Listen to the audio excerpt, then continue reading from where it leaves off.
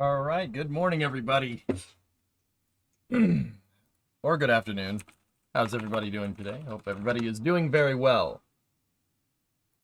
We should be coming up here on Crew 4, undocking from the ISS. The hatch is already closed, and it was closed about a little under 2 hours ago. Actually, it's a little bit later than I was 9:55, so time and stuff. And we should be having the streams come up here momentarily.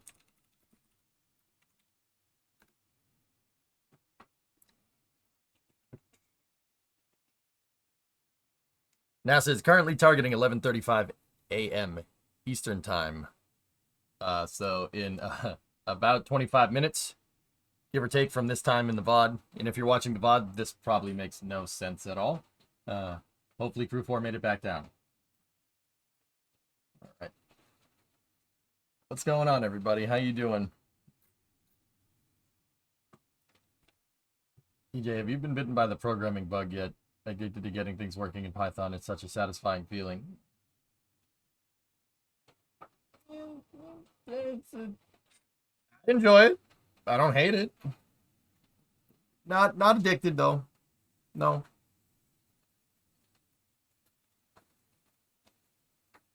Why did the devs put this early time period in the day-night cycle? The debuffs suck and there's no benefit to be seen.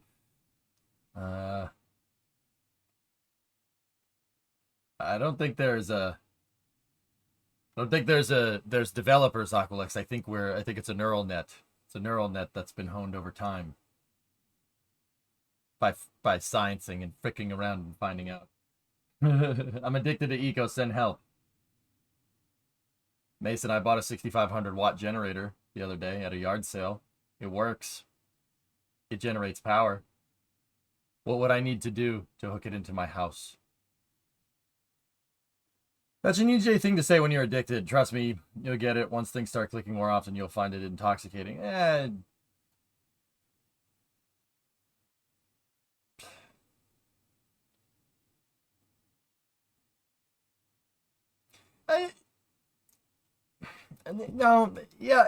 I get what you're saying. And you'd think, like, I mean, maybe, I don't know, maybe it just hasn't happened yet. Need a generator transfer switch for your panel. Oh, okay. How much do you think 6,500 watts could run the whole house? I think it could. But I think it's only a single phase generator if I looked at that right. Or a separate generator. You know? What's the program of the day? We're gonna watch Crew 4 undock from the ISS here, and then I said I'd play Kerbal. We'll keep working on automating Gemstone 4.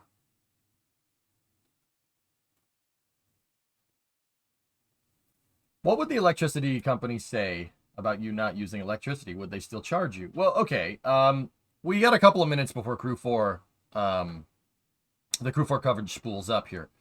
So, Wheezy, I'm not, dude, I don't know you. I don't know your background. Like, I know you. Like, I know you on Twitch. But, so, electricity is a utility. So, it's kind of a la carte. Think of it like a buffet, right? But it's not an all-you-can-eat buffet. You pay for what you take. You know what I mean? So electricity is on a meter. Every house that's attached to the power grid has a meter on it, and that meter just reads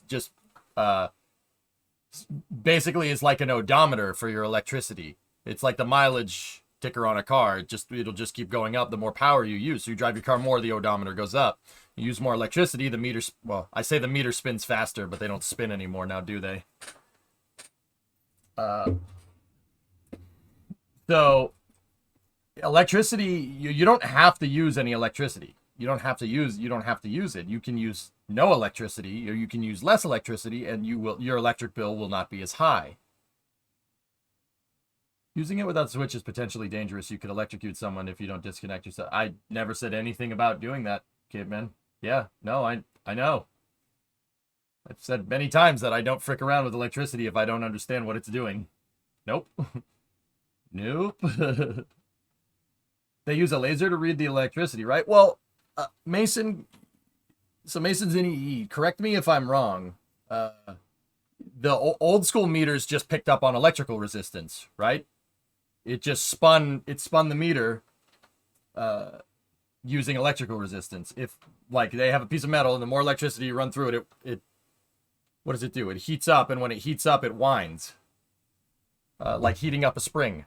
If I'm remembering correctly, that could be wrong. That's how the old meters work. The new meters, I have no idea what they do. They do magic. Makes sense. Having lived in an apartment complex that shared electricity bills among 4 units, always charged the same amount regardless of usage.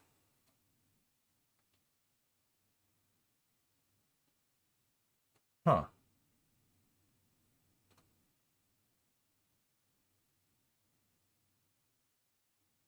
The other way is to have a separate panel that is fed from the generator panel.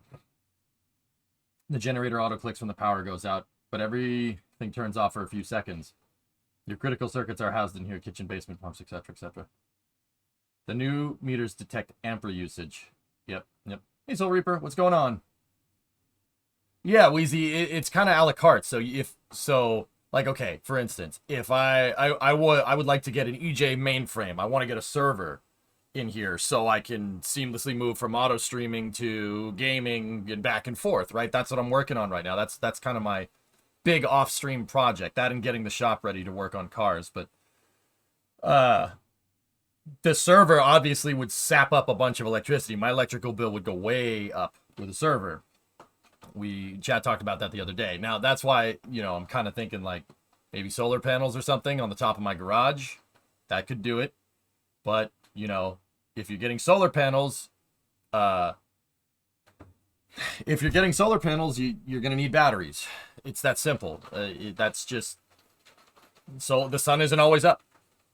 And how we kind of generate power, how the electrical grid works, right, is, okay, so think of a power plant like a bucket, okay? An electrical power plant is a bucket. It's like a big truck. It's a series of tubes. Yeah, good reference. So if it's a big bucket, right, the bucket has a bunch of holes in the bottom, okay? And however many holes are drilled in the bottom is the amount of people that are trying to use power, okay? So think about the bucket as a bunch of holes, and the holes can open and close, right? It's a little valve that opens and closes, okay? They have to generate enough power to be able to fill the bucket up and have the holes drain without the bucket running dry. If the bucket runs dry, then you get a rolling blackout. That's what a rolling blackout is. When the draw for the electricity, where the demand for the electrical power exceeds the supply, that's what gets a rolling blackout, because the bucket drains for a second and it goes back up. There's no way to store the water indefinitely in the bucket without it draining out. There's no way to close all the valves. One valve is always going to be open. The reason why is when you're using something when you have something that conducts electrical energy, I guess, you're always going to encounter something called resistance, electrical resistance. Okay, so electrical resistance, basically, if you think like electricity, the electrons are moving through a wire, right? They're always going to bump into some of that wire. So if you have a wire that's made out of copper, the electron's always going to bump into something. And when it bumps into something, that generates a little bit of heat, right? But it does keep going. Okay? So over time, if you have a longer piece of cable, right? The electrons are just going to keep bumping into it. And then at the end of the cable, the electrons aren't going to be moving as fast. Right? NASA TV is already live. So that resistance is why, like, a battery goes dead after a while. If you just leave a battery out, you just leave it there, it's going to go dead after a while, because the electrical energy that's built up inside of the battery is going to keep encountering resistance, and then it'll drain. This is the problem. Like, that's the biggest problem that we're facing with, like, everybody not using an electric car, for instance. You fill up a car with gas, right? That gas can stay in there. It'll stay in there for months. You could keep it in it for years. With older gas, years. And, you'll go to start the car up with the old gas. I mean, it'll gunk up things, because gasoline, it decomposes over time, believe it or not. It distills itself into varnish, but it stays there. Electrical does not. It goes after, I don't know, month. It depends on the battery. So, yeah. The crazy thing is, like, if I'm going to get solar panels and generate my own power, I need batteries. But because the solar panels have the same thing, even if it's closed loop, right? The solar panels will always drain the bucket, so to speak, because the sun's not always up. The bucket will literally drain at night, so you need batteries to store the power, right? Wheezy, the craziest part of this, dude, is that if I generate more power than I use, I'm putting power back into the grid, and you can actually get paid to do that. If you generate power for the utility company, they'll pay you. The utility works both ways, which is actually kind of cool. I think that's really neat. But here's the thing. Here's the thing. The power company ain't gonna just let they're not gonna relinquish their grasp on a centralized power system. So in this day and age, you can generate, more people are getting solar panels, etc., etc. In this day and age, they will bandwidth cap you on the amount of power you can generate for them. Because if everybody can generate their own power, what the hell's the point of a power plant, right? Exactly, Aqualex. Not all power companies let their meters roll backwards. In this state, Aqualex, I've been reading about it. In Massachusetts, they cap it. You can only generate so much power for the power company before they say, no, we don't need any more, thank you. It's like, no. But you can use as much as we generate. You can use all the power we want. Just pay us more money, please. Because of capitalism? I wouldn't. No, it's more of a physics thing, Baz. It's more of a physics thing than anything. I get it. In this day and age, everybody thinks capitalism is the root of all their problems. I get it. Like, Discovery, that one's more physics than anything. It's like it's similar to the problems that we face right now, like with spaceflight. The problems that we face with spaceflight is that it's not cheap to launch something into space, right? That is not a cheap thing to do. Oh, SpaceX pushed their cast back. All right, I'll switch back over to NASA TV.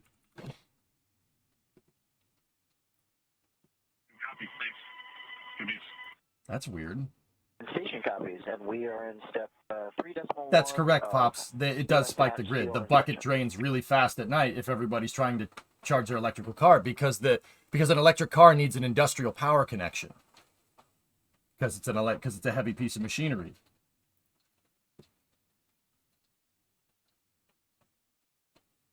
Let's listen in here.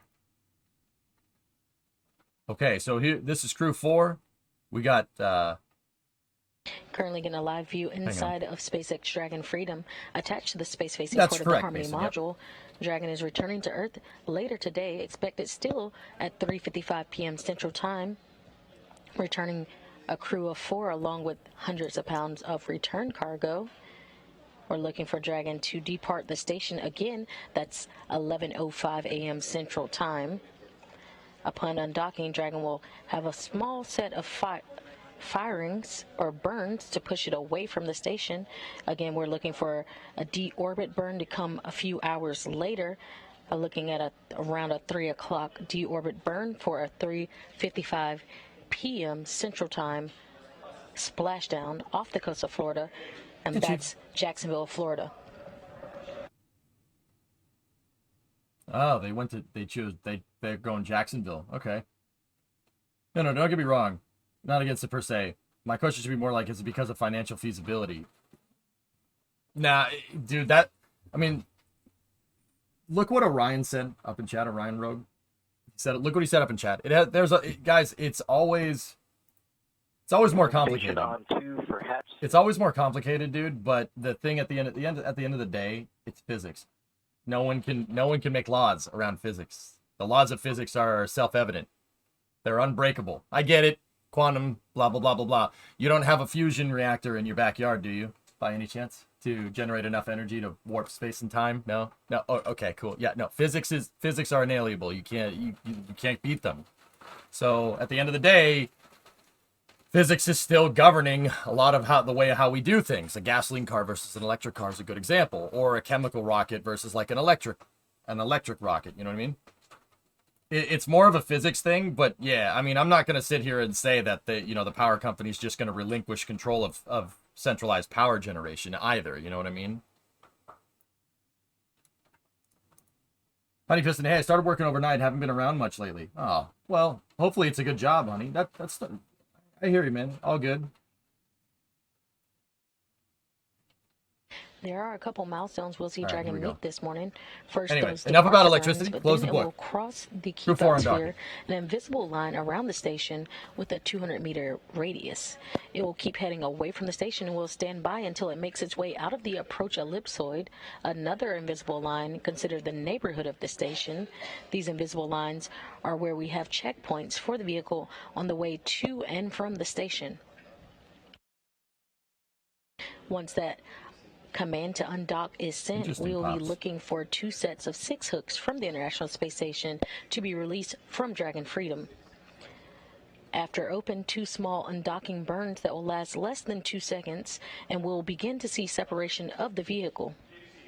The spacecraft will start to slowly drift away. Next, Dragon will have a few departure burns to get it into the proper position away from station for its eventual deorbit burn, scheduled later today at 3:01 p.m. Central Time. That will slow Dragon down enough to drop it out of orbit and send it towards its landing zone, splashing down at approximately 3:55 p.m. Central Time, 4:55 p.m. Eastern. Houston Station on 2, those PMA 3 closeout photos are on SSC 17. Copy. Okay, so the crew that we have aboard the Crew 4 Dragon, they are departing the ISS now. In the foreground here, you have NASA astronaut in the MS1 position here. That's Jessica Watkins. And then you have Bob Hines right here, another NASA astronaut. And then Jell Lindgren here, who's the mission commander. Bob Hines is the pilot. And then on the left side, you have Samantha Cristoforetti of the Italian Space Agency, the European Space Agency too. They are coming back down after staying up for about 6 months. They were recently relieved of position by Crew 5, who we watched go up the other day. And now they're coming back down in their Dragon capsule. The Dragon capsule is currently docked. This Dragon capsule is docked to the Zenith port on the front of the ISS. The Zenith port is PMA 3, pressurized mating adapter 3, which is up at the very front and the very top of the space station. So when Dragon undocks here, they'll release the hooks, like what the NASA PAO was talking about. They'll release the hooks and they'll do it'll basically back Dragon off when they release the hooks. It'll push it away. I forget if NDS has springs in it, the docking system, the NASA docking system. I forget if it has springs. It might, but either way, when the hooks unlatch, they have a way to get Dragon back. I don't think it's going to fire its thrusters per se, because the reverse thrusters are really, really close to the docking port, and you don't want to outgas into the docking port. That's not a good idea. Jessica looks tired. I see bags. Yeah, man, dude, they're doing a lot of work up there, flanking. Yeah. Dude, she's fine. Jess is hard, man. She's a rugby player, dude. She'll be fine. she'll be fine. I would say rugby is tougher than this. I mean, at least in space, you don't have people constantly trying to hit you in the face. So these guys are going to undock, and they will be back down on the surface, provided everything goes right, in about 5 hours.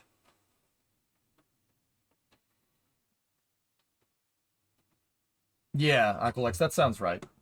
Okay, serious question. Why don't more countries try their own rockets and such? It seems like the only people launching is China, Japan, India, the US, New Zealand.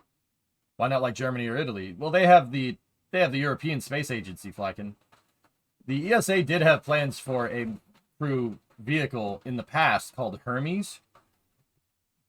Hermes was like if you took the space shuttle and Dream Chaser and kind of made them into one vehicle. It was a little tiny crew access vehicle. It was actually designed to work with Ariane 5. The Ariane 5 launch vehicle is human rated. It's human rated per NASA standards. and well, like kind of international standards for human rating. Now, what constitutes a rocket being human rated? G-forces have a lot to do with that. You don't want to liquefy the crew on the way up. They learned that during the Mercury and Vostok programs, respectively, in the U.S. and the Soviet Union. Yeah, if you put a guy on top of a missile, it hurts. Yeah, you're gonna get hurt. Who knew? 9 Gs of acceleration hurts. Wow. So the European and Japanese astronauts, despite having their own launch vehicles, do use they use Dragon, and they use the shuttle before that, or Soyuz.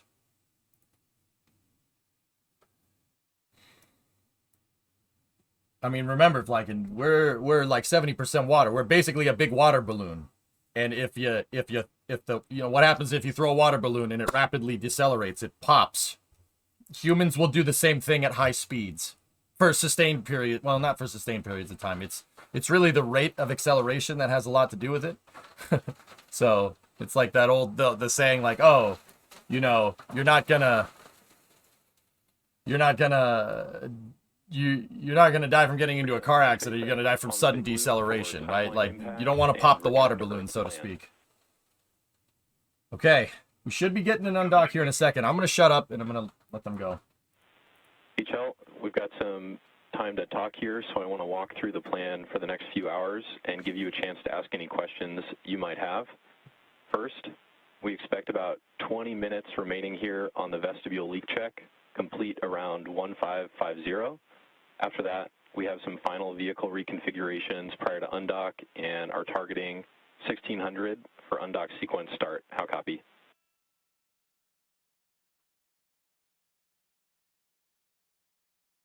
For undock sequence start. They Good delayed. copy. Some more words. After we undock, we are targeting Jacksonville as primary, with Tallahassee as an alternate 24 hours later. And to get down to Jacksonville, we've got depart burns 1, 2, and 3, 1 prop waste burn, and then the deorbit burn. Expect all the events on your timeline through depart burn 3 to shift 30 minutes, but the prop waste burn and deorbit burn timing is accurate. How copy?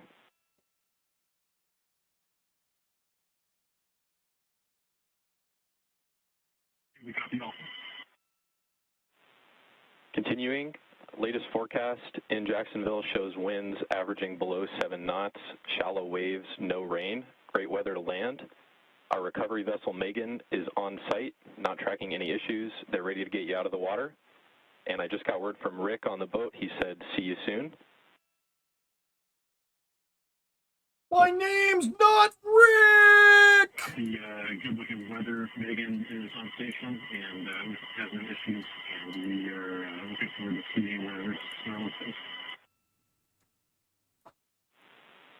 And a few more words on timeline. After we undock, it's a bit of an expedited timeline to splash down. You're out of suits for less than 2 hours. I'm going to leave it up to y'all to manage suit stowage as appropriate. We're going to plan a PMC after depart burn 2, and I'll leave it up to you to take it or waive it at that time. How copy so far? Copy. It's you're going to have shorter time out of suits. We'll manage the suits. You guys hear those ticks? And schedule PMC after depart burn 2. Good copy. Continuing, manual control of cabin temperature is not going to work through 4.080 as we start to cool the vehicle prior to deorbit. And as a final note, I'm going to have you step into 4.700 now to get a head start on cabin configuration for the deorbit sequence. I've got 2 notes on that procedure. The first is that pre-chill is not necessary in section 1. Essentially skip that section. Second note, floater cam inspection not necessary in section 4. So similarly to suits, we'll be looking to you to manage cargo and have the cabin configured for entry prior to suit leak checks at 18:55. How copy? Copy. We're skipping pre-chill and then step. We will not be getting the floater camera out, but we will be managing stowage and cargo prior to 18:55. Good copy on all. With most And countries, now a Aquilux, question yes. for you. Do you have any questions for the team down here in Hawthorne?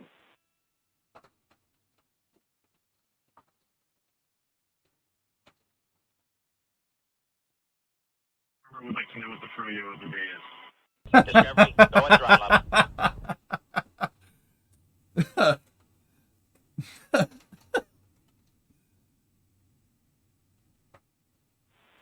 And Freedom, we've got vanilla and orange guava sorbet here. I don't expect you'll make it here this week, but we'll see you soon here in Hawthorne. He asked what the frozen yogurt of the day was at Hawthorne. Great. Sure appreciate it. We don't have any other questions. We're looking forward to seeing folks on the Megan. Copy all, Freedom. We're looking forward to seeing you as well, and I'll be back with you shortly on vestibule leak check status. Okay. And with that, Houston Station on 2, we've got the Node 2 overhead hatch and MPEV closed, and you've already got the SSC-17 for those downlink photos. If that made no sense, they've closed the docking. They've closed the docking ports. So the APAS on PMA3 is closed. Dragon Hatch is obviously closed. And you just heard a they're message documenting everything. from They Jake take pictures of Vendel, the everything. core in SpaceX Mission Control, the crew operations resource engineer, reporting to Dragon Commander Kjell Lindgren that they do have a 30-minute delay in today's undocking time. Again, we're moving that to the right to 11:05 a.m. Central Time, the middle of a 1-hour undocking window, and this allowed the crew on the ISS time to check the hatch alignment on the ISS side of the docking interface. Crews are currently in vestibule leak check, and we're waiting to see that moves forward it's just nominally. winds. NASA and SpaceX are still targeting a 3:55 p.m. Central Time, 4:55 p.m. Eastern Time splashdown off the coast of Jacksonville, Florida. Huh. Wrapping up nearly 6-month science mission for NASA astronauts Kjell Lindgren, Bob Hines, Jessica Watkins, and ESA astronaut Samantha Christopher Reddy.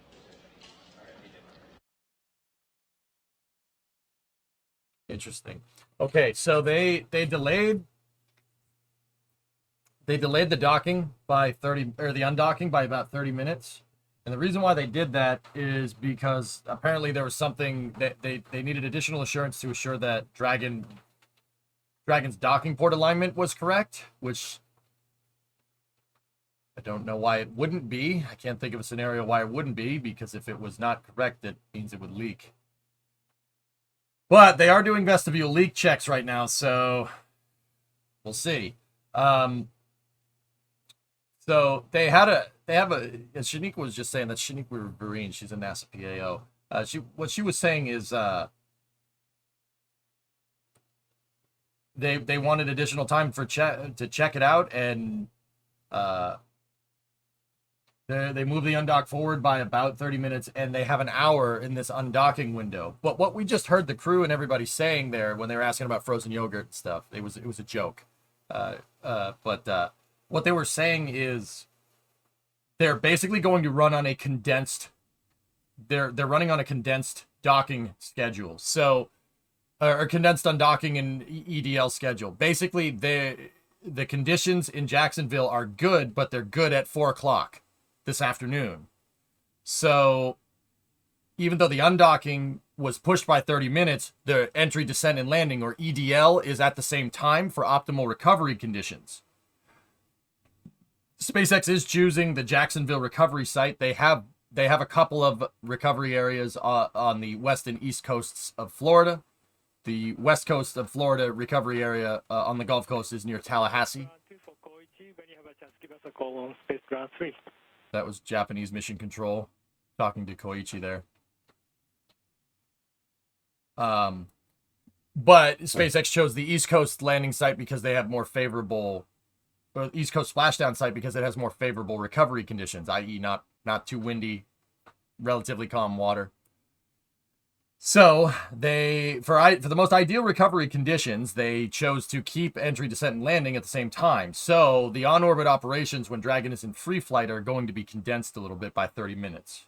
Taking another live look at the SpaceX Dragon Freedom attached to the space-facing port of the Harmony module. Dragon is returning to Earth later today, expected at 3:55 p.m. Central Time, 4:55 p.m. Eastern Time, with about 500 pounds of research and return cargo, along with the crew members. Yeah, About Tessa. 4 hours after Dragon departs from the station, it will conduct a deorbit burn, which will last about 16 minutes and 40 seconds. Sarah, It'll nice then truck, take dude. about 30 minutes for Dragon to re-enter the Earth's atmosphere for its parachute-assisted splashdown off the coast of Jacksonville, Florida. Again, we're expecting that splashdown at 3:55 p.m. Central Time, 4:55 p.m. Eastern. There are a couple milestones we'll see Dragon meet this morning. First, those departure burns, but then it will cross the keep-out sphere, an invisible line around the station with a 200-meter radius. It will keep heading away from the station and will stand by until it makes its way out of the approach ellipsoid, another invisible line considered the neighborhood of the station. These invisible lines are where we have checkpoints for the vehicle on the way to and from the station. Once that command to undock is sent, we will be looking for 2 sets of 6 hooks from the International Space Station to be released from Dragon Freedom. After open, 2 small undocking burns that will last less than 2 seconds, and we'll see separation of the vehicle from the International Space Station. The spacecraft will start to slowly drift away. Next, we'll have a few departure burns to get it into the proper position away from the station for its eventual deorbit. And we're looking for deorbit burn to be around 3:01 p.m. Central Time. That will slow Dragon down enough to drop it out of orbit and send it toward the landing zone, splashing down at approximately 3:55 p.m. Central Time, 4:55 p.m. Eastern Time, off the coast of Jacksonville, Florida.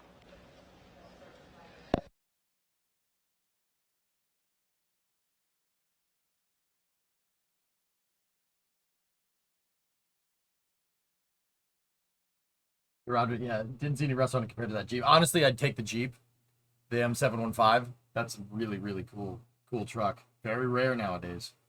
It's a truck from Tremors, man. It's an M715. Any idea how far off the coast? There are good ways off the coast, Gibbs. I don't know exactly. It's 20, 30 miles out. At least, at the very least. I think it's more than that. Jay, it's gonna be hard to see the thing coming in. Like you won't see it. You won't see the parachutes, but if you're in Florida and there's no clouds, you should be able to see this thing re-enter. Yeah. Oh yeah. It'll look like a meteor. From Munich, on space ground 2 for the timeline. Oh. Houston's here on 2. Okay, I'm going to go to space ground 3 for the timeline discussion. Woody, they're going to be, if you're on the west coast of Florida, they're going to be over you. Here, let me get you the exact numbers. Hold on.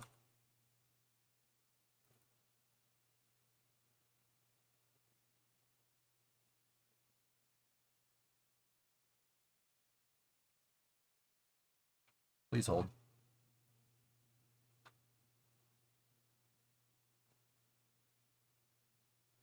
So, splashdown is targeted for 4:50 p.m. off the coast, off the east coast of Florida. They're looking for Jacksonville because it has more favorable recovery conditions. So 4:50 is an approximate, dude. If you look up in the sky around 4:30, so like 4:30, 4:45, you will see this thing go across the sky. It'll look like a bright meteor. If you're just joining us, you're looking live inside of Probably Dragon not, Freedom, where the Crew 4 astronauts are preparing for undocking today, returning after a 6-month science mission aboard the International Space Station. Yeah, Woody. Yeah, Florida's pretty dang flat, dude. I remember when I lived in Orlando for a little while.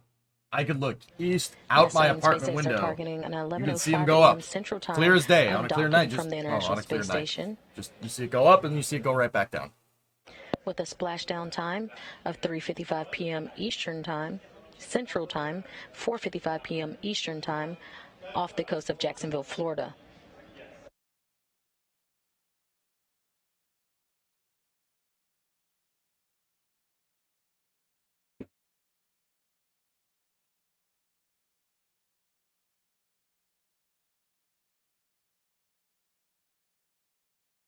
So Dragon is currently docked to the top, the Zenith port on the ISS. There's 2 ports that Dragon can get at. The Dragon 2 can get at on the ISS. One of them is... We'll be providing continuous coverage through splashdown and crew egress later today. In just a few minutes, our colleagues at Mission Control X, or SpaceX Mission Control in Hawthorne, California, will be joining the broadcast and giving us some updates on what's been happening there.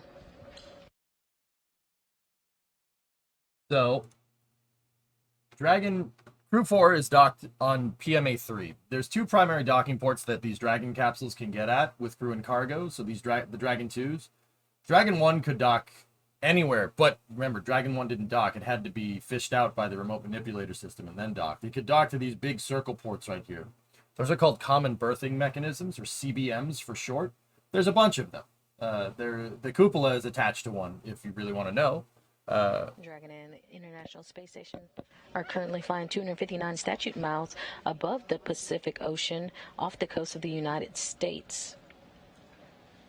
Hey, Evil Rays, thanks for the raid, man. How you doing? So, Dragon 1 could be berthed to these ports down here, but Dragon 2 uses a different kind of docking system, one that's more for crew. It's more crew-oriented stuff. It's called the International Docking System Standard, or IDSS. Actually, the IDSS is the standards for the standard criteria for it. The actual design is called NDS. It's called the NASA, or the National Docking System. So, see these 2 little white collars that are right there on the edge of these darker pieces of equipment right there? Those are adapters that adapt APAS, which is the Androgenous Peripheral Attachment System, which is the Space Shuttle's docking port, if you really want to know. They adapt that to NDS. These 2 the 2 little like donuts right there, those are called IDAs, International Docking Adapters. Very, very clever names. Jolly Green Giants, Crappy Beetles. The Crappy Beetles, are they any good? Oh, they suck. So it's not just a clever name. So the IDAs are attached to 2 things called pressurized mating adapters, or PMAs for short. PMAs are the shuttle docking adapters. They adapt the shuttle's docking port to the CBM, which is the berthing mechanism port that they use to attach modules together, or that the space shuttle used to attach modules together. Basically makes up the kind of backbone of the ISS. So the 2 ports that Dragon can get at are the ones with the adapters on them. But, you know, there's only 2 of them, first of all. Crew 4, so there's one here, which is PMA 3 and IDA 3, and then there's PMA 2 and IDA 2. We don't talk about what happened to IDA 1. Don't worry about it. So Crew 5 is attached on the V-bar. So the velocity axis of the space station. The space station is going that way, and it maintains a constant orientation relative to the surface of Earth. So, like, the cupola is facing down, or what's called the nadir direction. And then on the top, you have zenith. So you have port and starboard, fore and aft, right? And then you have zenith and nadir if you're talking about 3 directions, right? Or 3 dimensions, right? So the V-bar, the velocity axis here, is the forward port that the Crew 5 Dragon is attached to. We watched that dock there the other day. Crew 4 is attached to the zenith port here. So that's PMA 3 and IDA 3 on the zenith part of the Node 2 module. So this Node 2 module is called Harmony. It's, if you've ever played Kerbal and you have the 6-axis hub where that you could dock a lot of things to, literally that. Yeah, it's a 6-axis module. So it's a module for the space station that has 6 CBMs on it. You have up, down, left, right, forward, and back, right? The bottom one is open. On the port side, you have the Japanese experiment module. And then on the starboard side of Node 2, you have Columbus, the Europeans module. On the back half of that, you have Destiny, which is the US laboratory. And the bottom port, or the nadir port on that is open. Had a bad experience, that's right. The axial CBM, or the forward CBM, once again, has PMA2 on it, IDA2, and the Crew 5 Dragon. And the Zenith port has PMA3, IDA3, and the Crew 4 Dragon. Crew 4 Dragon, this one, is the one that's departing today, because we saw that one dock last week. Is progress where they boost? Precisely. Yep. So, going on to the aft part of the space station, you know, obviously you could see that this... Obviously you could see over here that this side of the station is the international, like this was made primarily by the US. It's called the US operational segment, basically from here forward. It's called the USOS. And then back here you have the ROS. ROS is the Russian operational segment. So it is really a joint effort with the space station, guys. Would Starship be usable as a space station? Absolutely. Yeah, it absolutely would. So on the ROS side of the space station, if you guys noticed, we have PMA2 and PMA3. There is PMA1. What PMA1 does is connects the USOS, the operational segment, to the Russian segment. The reason why is because Zarya, this module right here, which is basically the core module for the ISS, that was the first thing launched up there. Zarya has an APAS, has a shuttle docking port, a space shuttle docking port attached to the front. So NASA figured when they were building the space station back, you know, when they were coming up with the plans to build the space station back in the 90s, right? Where do you spacewalk? That's the Quest airlock module, Lord Gugu. It's over here. See this thing with like the barrels attached to the side? Quest airlock's over there. Fun fact, the Quest airlock is basically a shuttle airlock that's been grafted to a CBM. Yeah, true story. That's the point that I'm trying to make. It's actually good that you brought that up. This is all reused, because why make 3 or 4 different types of docking ports? When they originally made the space station, you already have a bunch of docking ports, right? The reason why they have different docking ports is, one, because we decided to work with the Russians in 1993 when the ISS project started to come to fruition, right? We decided to work with them and to help them keep their space program going, so bad actors wouldn't get rocket technology. So we propped up their space program. True story. The funny thing is that the U.S. owns the Zarya capsule. We paid for that to be launched into space. But the point is that you know the shuttle's going to dock to this space station all the time, and you have Russian modules, right?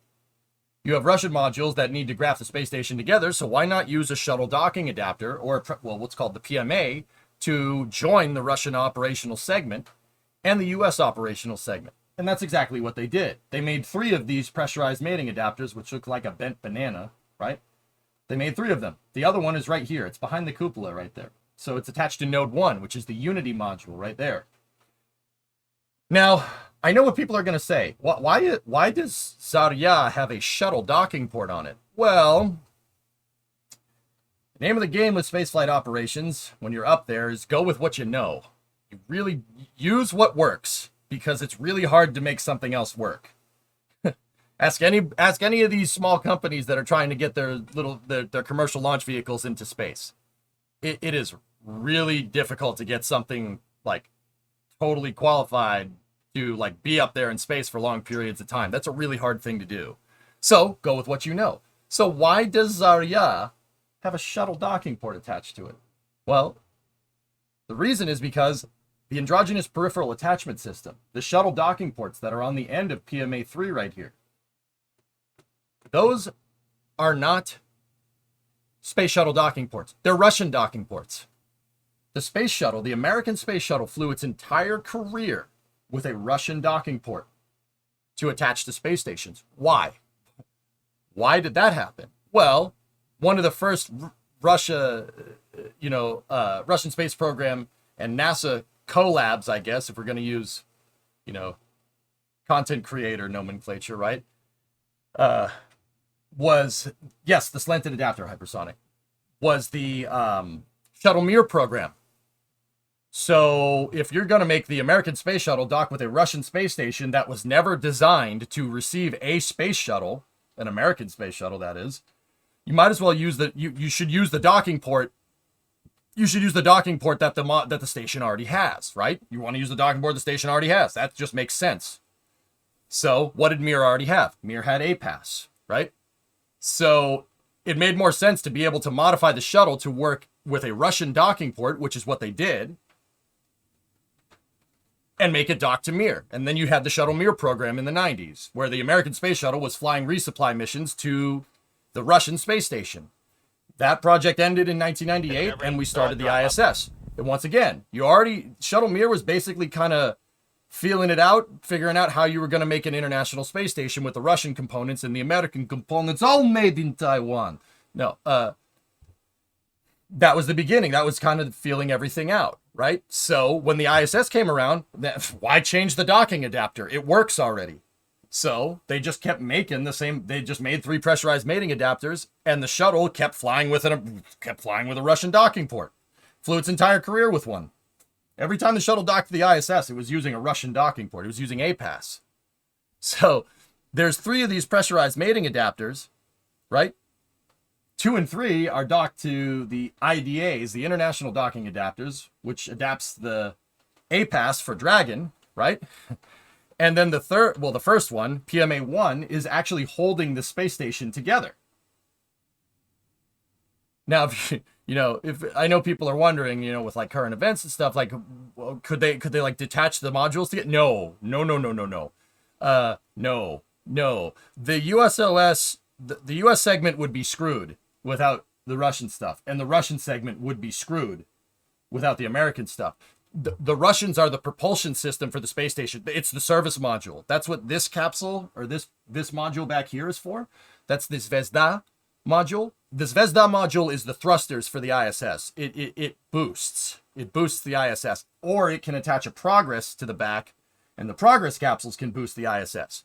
They have the service module. We have the habitable space for the most part. I mean, the Russian modules can do everything, but all of these modules were set up to work with these solar panels. You don't have the solar panels, these solar panels that are on them right there will not be able to sustain the power consumption. Crazy, right? So we're kind of screwed. You're kind of conjoined at the hip here. There's not much you can, I wouldn't even try to separate it. And, the good engineers at Roscosmos and the good engineers at NASA and the Europeans and the Japanese are like, yeah, no, don't do that. So that, that's good. That's a good thing. They designed that kind of, systems engineering into it, so it's really hard to make it not be one vehicle. So, Crew 4, a little bit after that little ISS history lesson, Crew 4 is going to undock from IDA-3, which docks NDS to APAS, which is attached to Pressurized Mating Adapter 3, which adapts APAS to Common Berthing Mechanism. And the Pressurized Mating Adapter 3 is attached to the Zenith port on the radial common berthing mechanism on node 2, which is Harmony. This craft right here is the one that's leaving today. We should see an undock here very soon. There's a shot inside of the Crew 4 Dragon. I would imagine at this point. Crew 4 was moved there, Mutter. Yeah, it was moved there. Crew 4 docked to the V-bar, so PMA-2, IDA-2, and then CRS-25 docked to the top port. CRS-25 left, and Crew 4 moved to the top port to make room for Crew 5. Who's coming back? Crew 4, we have 3 NASA astronauts and a European astronaut, Italian to be more specific. On the left side of your screen there, on the far left in the MS1 spot, you have Jessica Watkins, first-time flyer here, NASA astronaut. In the second seat from left to right, that's Bob Hines. He's the pilot. That's the pilot seat. It's also his first flight. In the commander's seat, which is the third seat here, that's Commander Kjell Lindgren. Kjell has flown, he's flown. No, wait. Actually, I'm not sure if it's his first flight, but I know he was a NASA flight surgeon for a long time. He's a doctor, doctor astronaut, because, if you wanted to feel insignificant about yourself, there you go. And then you can't really see, but in the MS1 or MS2 position on the far left side of the capsule, far right of your screen, you can't really see her. There's European, oh, there she is over there. There's European astronaut Samantha Cristoforetti. And SpaceX Freedom copy is full to go for undock. All right, here we go. Are all secured close, and we are ready for undock. Copy all.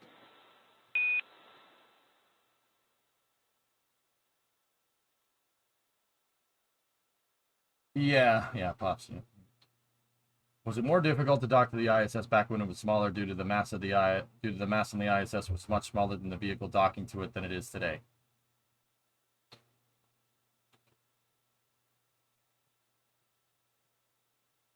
No.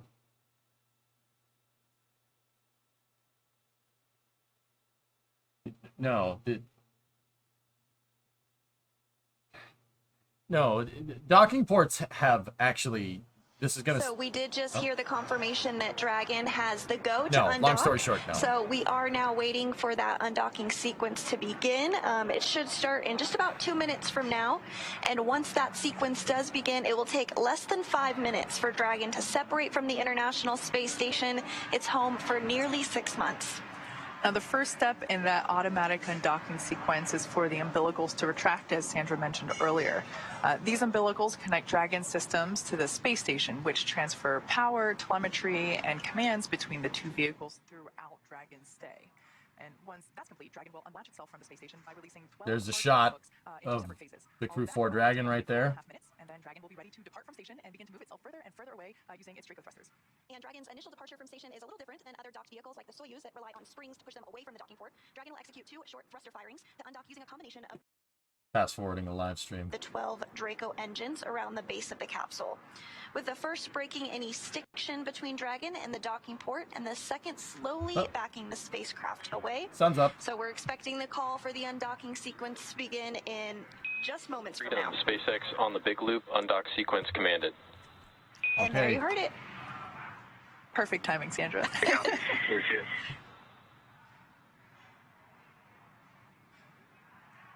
Okay, what you have right here, I think. That's so. Oh no! Go So back to one that view shot, there man. Damn. of the Dragon capsule, as we were. That white ring in the front that you just saw on that shot that they cut to for a second, that's the international docking adapter. That was a forward-facing camera on Crew 4's Dragon. Freedom, SpaceX, umbilical demate, complete and nominal. Okay, they unplugged Dragon from the ISS. You can plug the Dragon in. The docking port has plugs, so Dragon can tap into the ISS's solar panels. Good news there. It sounds like we got confirmation that those umbilicals that we were just talking There's 2 about, of them in redundancy that on help either sides of connect the NDS. station to Dragon while it's on board have nominally disconnected. You can see the squares around the RCS So blocks as we here, said, it will be where they had less than 5 minutes paper from the point that sequence over was these sent, to which was protect at them 9 when a.m. Dragon was going up into so space. about 4 minutes from now, we should be able to see some of the first movement as Dragon slowly backs away from the space station. So as I was mentioning before, the black portion that's there, that is the trunk. We will be separating that from the Dragon capsule. The small silver line that you see at the bottom part of the Dragon capsule itself, that's the heat shield, which of course is necessary to reveal in order for them to make atmospheric reentry. So we will be, after Dragon moves away from station, we will be separating. But I love this view that we have because it's such a gorgeous view of those solar panels, which we make here in-house, as well as the trunk itself. So I love that we're able to see that configuration, I was gonna say, basically in its last time before Pops, it's more burnt deorbits than and anything. eventually, those are rocket burns up engines. in the atmosphere. After all, it's more, that stuff is more burnt. I actually, you actually reminded me that it looks like Crew 4 is So not with as Dragon scorched now by getting ready to radiation as undock, let's past Dragons, check in with Shaniqua Vereen in Mission Control at the Johnson Space Center. which is interesting. Thanks, Sandra. And we do have that confirmation of umbilical has retracted, and the command for undock has been sent. Next up, we'll be looking for umbilical retraction and look for 2 sets of 6 hooks to open. That will take just a couple of minutes. They're targeting Jacksonville. So my guess is coming in from the southwest. They generally, you don't really want this stuff to re-enter over land. But I mean, you'd have to.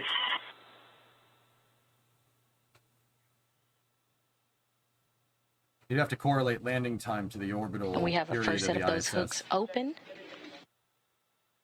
Okay, the hooks are open. We should see And a the separation second set are here soon. moving. Okay, so Dragon has 6 hooks in kind of radial around the docking port. 6 hooks open, and we're working on the next 6, a total of 12 hooks in all that will be open today. The reason why they have 6 and 6, why they don't do it all at the same time, is to basically ensure that, you know, you're not, you kind of have to do it in a sequence. So like 1, 2, 3, 4, 5, 6, 7, 8, 9, 10, like a diagonal sequence. It's like a torque sequence. If anybody's ever put a tire on an automobile, you know, you don't just go around the horn. You go 1, you go to the opposite side, go to the opposite side, go to the opposite side, go to the opposite side, go to the opposite side, right?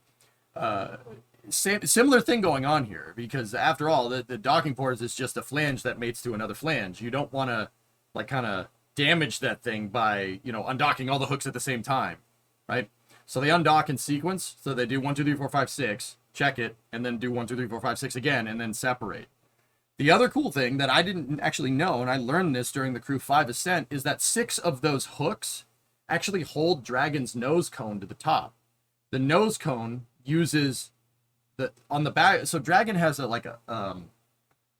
deployable nose cone.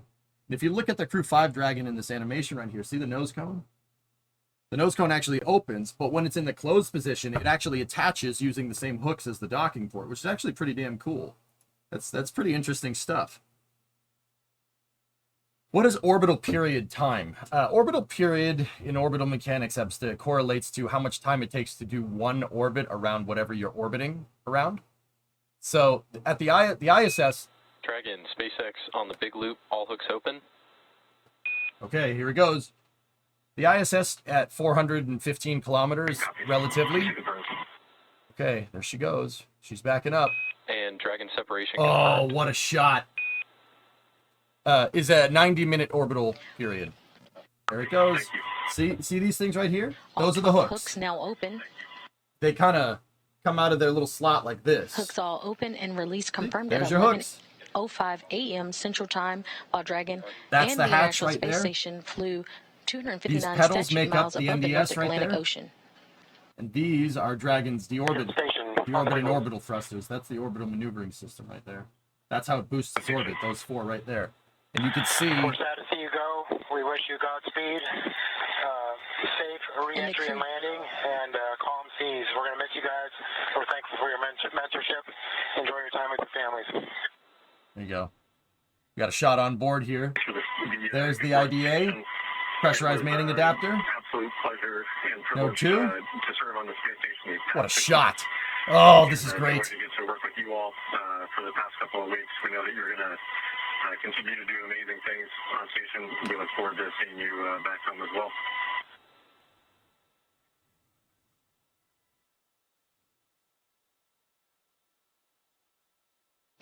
And those were words from the crew on the ISS to the crew inside Dragon Freedom, giving them farewells as they head on their journey back to home on Earth.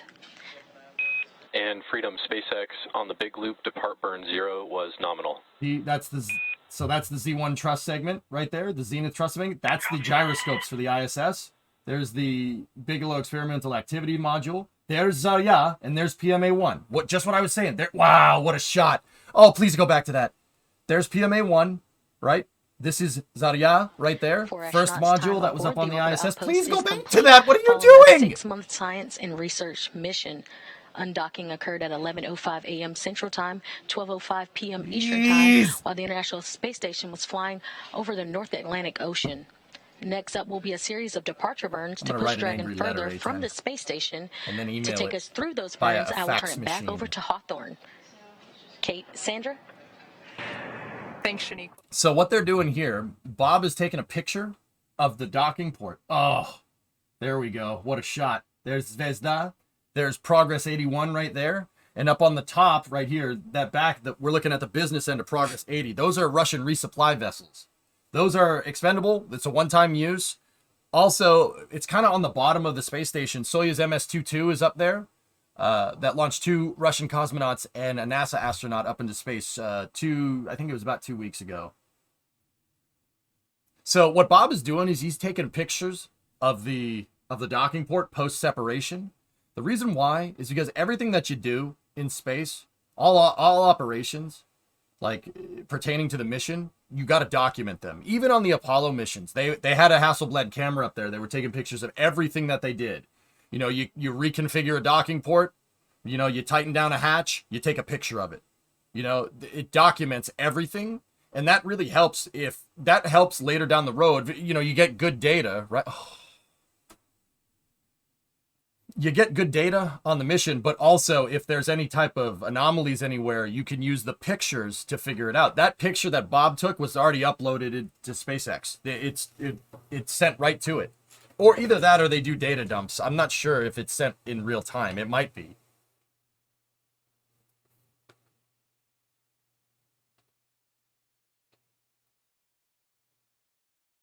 Discovery, go at throttle up. Yeah, there you go. Thomas, right on. Hey, Exosphere.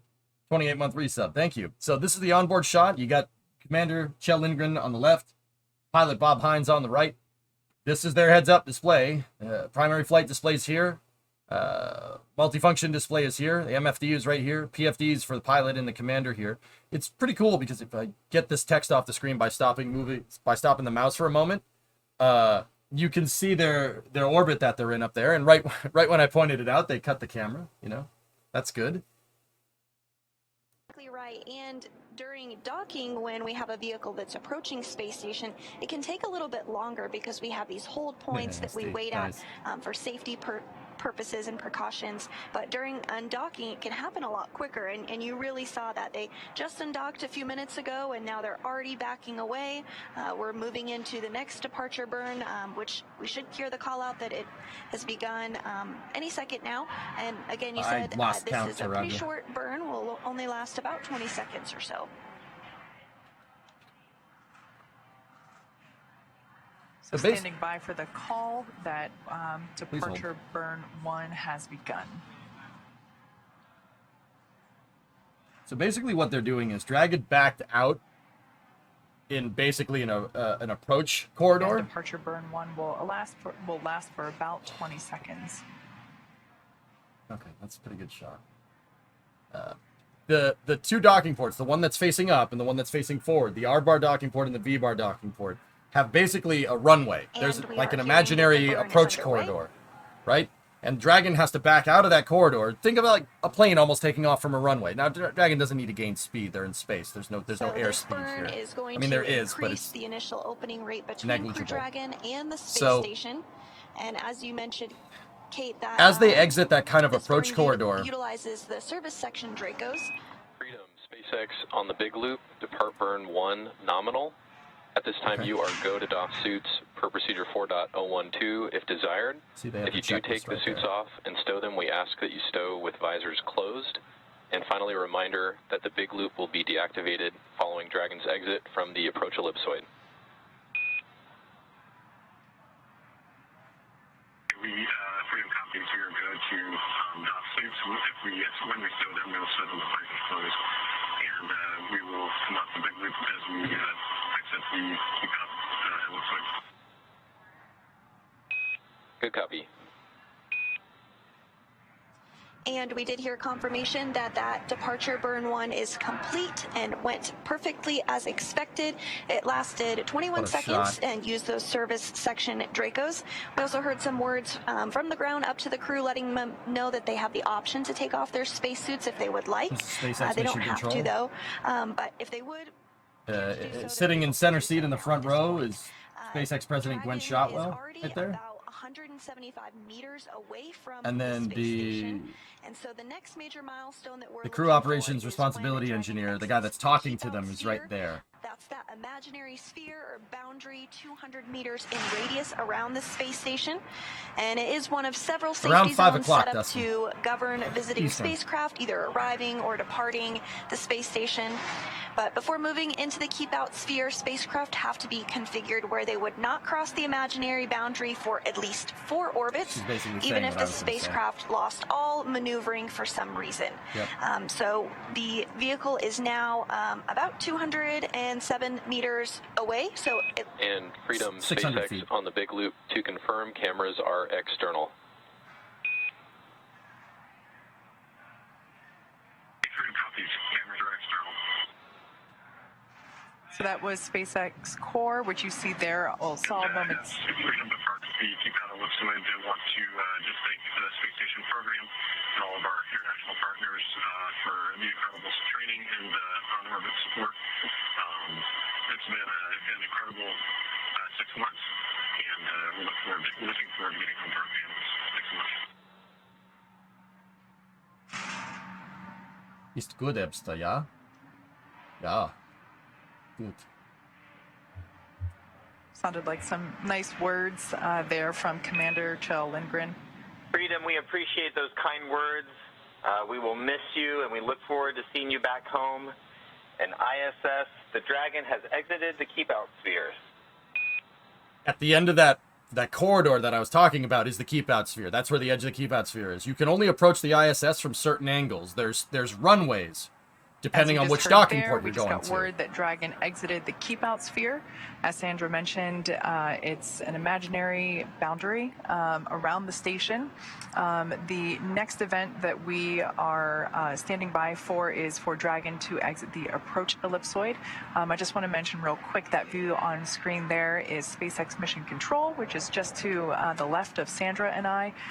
That's where SpaceX Core, or Crew Operations and Resources Engineer, Jake Vendel is standing by. That is the primary voice that you hear communicating to the crew, at least whenever they are speaking to Mission Control here in Hawthorne. We also, of course, have Mission Control Houston over at NASA's Johnson Space Center, and that was the voice that we heard just moments ago of Kjell speaking to. And there's that live view of Johnson Space Center Mission Control now. So both teams are integrated and working together and communicating with station and with crew as we have their departure now confirmed, and they are now making their way further and further away from the station. Now, as I mentioned before, as we are waiting for Dragon to exit the approach ellipsoid, or AE, as you hear it referred to, another imaginary shape that we have. This time, it's a 3-dimensional ellipsoid, which measures 4 kilometers by 2 kilometers by 2 kilometers, and that's in the same family as the keep-out sphere. One of the key differences with the approach ellipsoid is that vehicles outside it have to be on what we call a 24-hour safe free drift trajectory. Listen, that's that important. means that the spacecraft would not cross into the approach ellipsoid for at least 24 hours again, even if it lost all of its maneuvering capability. So we will be listening in for that call out once we hear confirmation that Dragon is outside that approach ellipsoid, or AE. And that's a live view from the station looking at Dragon Freedom. So it's tough. In-space communication is tough, Obsidian. You're asking if they can improve the comms. Yes and no. It depends on which loop they're on. It's hard to move radio frequencies around in space. It's difficult. That's why we need these like gigantic radio antennas to communicate with anything that's far away, right? You need the deep space network. You need a bigger radio antenna, right? Or a parabolic dish, I should say. But even then, dude, there's all kinds of crap going on up there. There's a lot of white noise in space. Anybody who's ever had an old TV with rabbit ears, that literally that. The snow that you get on old televisions is all that crap, all those frequencies that are floating around up in space. There's a lot of naturally occurring stuff up there, like the sun. You can You can hear it. It's actually one of the things that you don't necessarily hear the sun, but space does have a noise. It's just we can't hear the noise. They're at weird frequencies, and sometimes, you know, like trying to communicate, you're gonna get static. You're gonna get static just because there's like radio waves move around pretty much unabated up there because it's vacuum. There's nothing there. You know what I mean? So if a radio wave hits another one, you're gonna get some static. You'll get some interference. 1% of TV static is from the Big Bang. Yep. Yeah, there's all, dude, space is messy. It is not as clean as we think it is. Or, well, not we think. When I say we think, I mean like you and me, like the average person. Dude, you go up there, you think, oh, it's really empty. No, there's all kinds of crap up there. We just don't see it. There's all kinds of light being cast around up there that we don't see. Radiation. There's radio waves. I mean, there's all kinds of stuff. So it's hard to improve the communications. It's hard to kind of use a frequency that's not going to get intercepted by something. Because there's galactic cosmic waves up there. So there's literally light coming from other solar systems, and that stuff can go through our solar system. Or you get, you know, galactic cosmic radiation is basically that. There's GCWs, there's solar winds, there's all kinds of crap up there that screws up the radio. So it's tough, but you can. I mean, it really depends. Like sometimes you have a good spot. And for, you know what the messed up part is? Up there on the ISS, this is actually a pretty good signal. The reason why it's a pretty good signal is because we're inside of Dragon in the ISS, you know, low Earth orbit is inside of our magnetosphere. It's inside of the magnetic field. The magnetic field actually stops most of that stuff. That's why we're not dead. You know, we don't get hit by GCWs or, you know, solar flares or stuff or something. Earth's magnetic field absorbs a lot of that stuff. And the parts where the magnetic field isn't, you get some of that stuff hitting the atmosphere and reacting with gases in the atmosphere. And that's what the boreal effects are. The boreal effects that you get at the North and South Pole is all that crap that's floating around up in space hitting the atmosphere and not getting intercepted by the magnetic field. We're inside the Eddie Van Halen belts. Yep. So we are standing by I said that like that on purpose. Has exited the approach ellipsoid. We're expecting Houston that is to never in happen control about of that 5 minutes spacecraft. from They're now. in control and again, of the ISS. This is a imaginary shape around the space station that is 2 kilometers by 2 kilometers by 4 kilometers. And any spacecraft that enter into this imaginary shape have to be in a 24-hour safe free drift trajectory, which just means the spacecraft would not cross into that approach ellipsoid for at least 24 hours, even if it lost all of its maneuvering for some reason. So we are continuing to stand by. I think the clock is slow. Confirmation that we've exited that approach ellipsoid about 4 minutes from now. But I did just want to finish up on the numbers here because it's really pretty staggering when you think about it. So the crew has orbited the Earth 2,720 times during their 170 days on orbit. The International Space Station is A10, the Van Halen belts protect us from eruption. In fact, eruption is not actually Eddie Van Halen playing. It is a recording of the sounds of space that the Van Halen belts protects us from. That's why it sounds so ridiculous. Would you believe that? Once again, that's a live view from the International Space Station looking at Crew Dragon Freedom with our 4 one time. True and facts. All right, sounds good. Taking off their suits, and they're able to. So you're looking at the shot on the ISS of Dragon for a couple right hours before they have to, put their suits back on for the re-entry phase of their return home. Now this view, because the sun is shining on it and Dragon is getting further and further away from the station, it's hard to make out the specific features, but the nose cone at this point is still open. That won't close until a little bit later on when we are closer to the re-entry portion. The trunk is also still attached. That is a portion that we will jettison from the capsule in order to expose the heat shield, which will be utilized. That heat shield will be utilized for that atmospheric re-entry. This picture is so breathtaking. Somebody We're get me a about doctor. 3 minutes away from the point at which we will exit the approach ellipsoid, but continuing to hear good call-outs that everything is proceeding as expected today. We are targeting a splashdown off the coast of Jacksonville later this afternoon. That splashdown is targeted for 1:55 p.m. Pacific time. And we also did hear that the boat is already out there in place in preparation for Crew 4 to splash down. The boat that's being utilized today is Megan, after Crew 2 astronaut Megan MacArthur.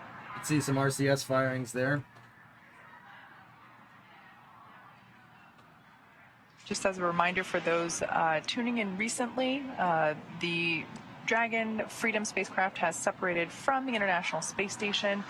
In total, it will be completing 4 departure burns, basically all designed to increase the distance between the spacecraft and the space station. And then once that is complete, as Sandra just mentioned, we'll begin that re-entry portion. In total, the astronauts will have about 5.5 hours between undocking and splashdown. So relatively speaking, a pretty short journey back to Earth.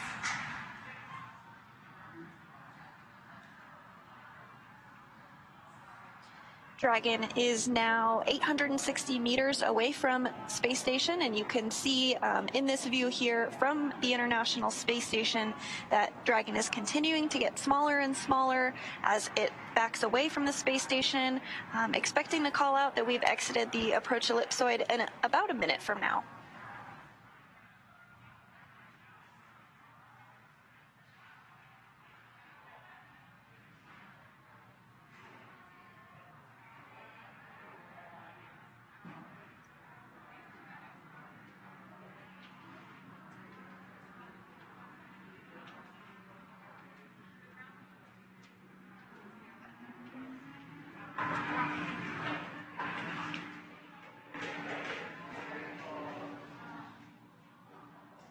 A good debate this AM with the folks over at NASA Spaceflight about whether Starbase testing is delayed. That call out that Dragon not is to have outside a of PR the nightmare approach during a ellipsoid. splashdown campaign. Thoughts? I would say there's probably some merit to And that everything in some has way, been shape, or form. Yeah. moving along pretty smoothly so far today. We are just waiting for that call out here any moment from now that the crew has exited the approach ellipsoid. They are about 980 meters away from the space station. As we mentioned earlier, everything is carefully choreographed, both approaching and departing the space station. Fortunately for us, because it has been a long few days, I should say, the departure phase is a lot faster moving than the approach. So we are able to, basically the crew, as I mentioned before, will only have about 5.5 hours between the undocking and the splashdown of their spacecraft.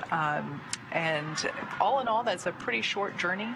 Of course, we are at the mercy of orbital mechanics, so it all depends on where the station is and where we are targeting a splashdown, and basically the time that it takes to get from that point to the splashdown point. Of course, it's I would imagine the astronauts might prefer a shorter trip home because, again, they get to see their families sooner. But it all kind of depends. So for those that have tuned in for our departure and splashdown webcasts previously, sometimes they're a little longer, but this one is only about 5.5 hours in total for this journey.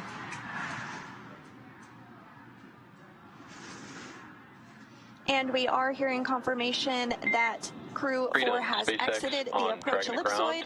That was the next major milestone that we were looking towards. It is on a 24-hour safe free drift trajectory.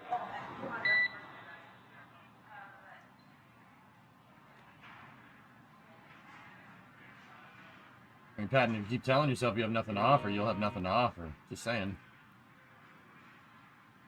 Oh, yeah. Yeah, this video. I've seen this video, but I watched it once, like, a long time ago, to the point where I've probably forgotten it. Yeah. There on your screen is SpaceX core Jake Vendel. And Freedom SpaceX, repeating my last, Dragon has exited the approach ellipsoid and is on a 24-hour safe free drift trajectory. Yeah, Toto, there's a hook that goes around the heat shield.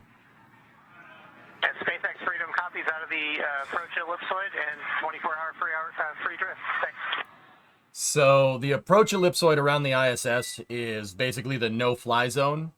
When you're in the approach ellipsoid, you really only want to be lined up for those approach corridors that get you inside of the keep-out sphere, right? It's basically like the no-fly zone that you generally encounter over like an airport. If anybody's a pilot out there, you know what I'm talking about. Like you don't fly over the runways at low altitude. Don't do that because it's the approach corridor. Like there could be planes landing. Don't do something dumb. Right? ISS is basically on the same governance, but it's just in 3 dimensions because it's floating around in space.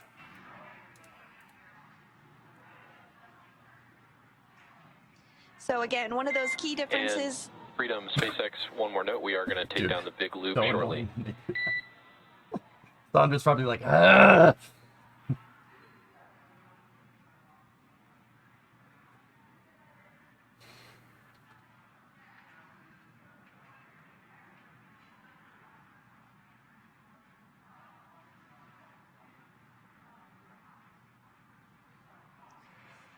So again, Dragon has now exited the the crew approach operations ellipsoid, and as I responsibility was saying, engineer. one of those key Capsule differences with the communicator, approach ellipsoid is that vehicles outside it have to be on what we call a 24-hour safe free drift trajectory.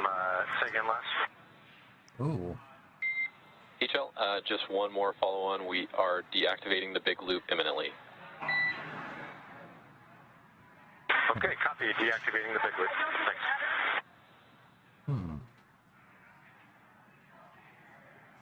And so you did hear those words back and forth from the ground here in Hawthorne to the crew on Freedom, namely the commander, Kjell Lindgren, just letting them know that the big loop is going to be deactivated, and that happens because once we cross out of the approach ellipsoid, we're no longer in integrated operations with NASA and SpaceX. So now that we're out of the approach ellipsoid, they were just letting the crew know that that was the case. So again, we have exited the approach ellipsoid, so this means the spacecraft would not cross into the approach ellipsoid for at least 24 hours if it lost all maneuvering, because it is in that 24-hour safe free drift trajectory. Yep. And now that NASA astronauts Kjell Lindgren, Bob Hines, and Jessica Watkins, as well as European Space Agency astronaut Samantha Cristoforetti, have departed the International Space Station, it will take them about 5.5 hours until they make their way back to Earth. Next up, the crew will doff, or excuse me, they already have doffed or taken off their spacesuits to settle in for their flight home. And today, Dragon is targeting a splashdown off of the coast. You see our recovery vessel there. It'll be splashing down off the coast of Florida at 1:55 p.m. Pacific, followed by the crew getting picked up at sea by that recovery vessel that you just saw. And as they rest up, our teams here in Hawthorne will continue to keep an eye on the weather to ensure a safe return to Earth for Dragon and our Crew 4 astronauts. And though our coverage here in Hawthorne is concluding for now, we'll turn it over to the NASA team in Houston to take us through the next phases of the Crew 4 mission. I just want to point out there's literally a fairing sitting back there, Falcon 9 fairing, that just came out of the autoclave. And also there's an upper stage prototype Merlin vacuum sitting over there. First Dragon capsule that SpaceX ever docked to the space station, right there. And you see, that's a mandrel for the fairings over there. If you're watching on NASA TV, you won't notice a change whatsoever as coverage will continue. Meanwhile, SpaceX's YouTube channel will join live coverage starting roughly 1 hour prior to splashdown. And as always, you can find mission updates. Actually, the Froyo is that way. At NASA, because they're on the Mez at Hawthorne. They're in the cafeteria, guys. That's why it sounds like they're in a cafeteria, because they are. Mission control is over there. So see the heat shield from the Dragon capsule over there on the left, top left of the screen. Yeah. You have M1D integration over there on the right. So up where the NASA logo is, behind the wall of cabinets, that's where they integrate the thrust structure with the Merlin 1Ds. Back there, look, they're working on an interstage. See it back there? That's Falcon 9. Falcon 9 interstage, or either that or it's a fairing. I can't really tell. Either that or it's a mandrel for the fairings. I can't really tell. There's also a prototype landing leg sitting over there. Where's the bathroom though? It's do you really want to know? Because I know where it is. I've been there, Hypersonic. It's behind the mezzanine, actually.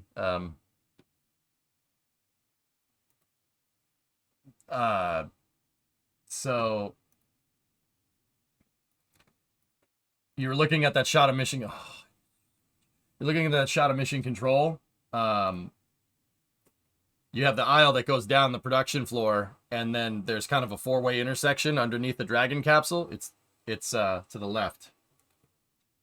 I would know. I took a piss in there, you know.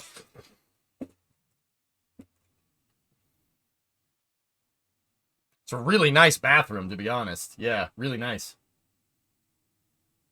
How many monitors you need, fam? Yeah. Yeah, I did. I used SpaceX's bathroom. When do you guys realize that in SpaceX's server room there's a xenomorph model and a Terminator? Yeah. They have a full-scale replica of the T-1000 or T-800, not T-1000, and a xenomorph. And the server cabinets say Cyberdyne systems on them. Not kidding. You got proof? No.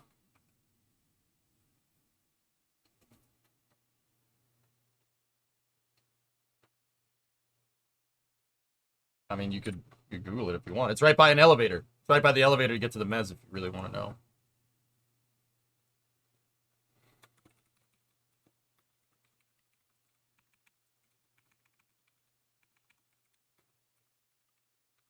It's really hard to get pictures of it, though, because they don't allow pictures inside of Hawthorne. You had to put your phone away and keep it in your pocket.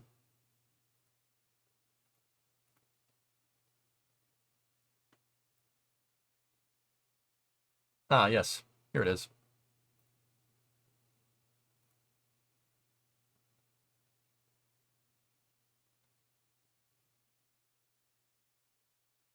Does SpaceX have anything interesting in their bathroom? No, but if I'm recalling correctly, the bathroom had red tiles in it, like Scarface blood red tiles, which is kind of interesting. Hypersonic, yeah, okay. So if you really want to know, this is an older shot of Mission Control. There's a mandrel for making interstages, by the way. Bathroom's over there. See behind the coffee machines over there? It's behind that wall. The mez up there is where they broadcast from. That's where Kate and Sandra were just broadcasting from, up there. Yeah, dude, I've walked all up in here in 2017. TwitchCon was in Long Beach in 2017, and I got invited to go.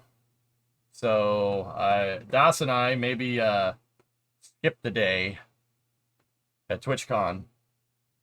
We also got invited to Edwards Air Force Base that day too. That was fun. Couldn't take pictures though. That was a good time. Well, couldn't take many pictures, let me put it that way. Dowsy, you should get back together traveling to cool places. It's funny, Squall. I was talking about that to him this morning. 2 Zenith capsule is complete and no anomalies. You can copy.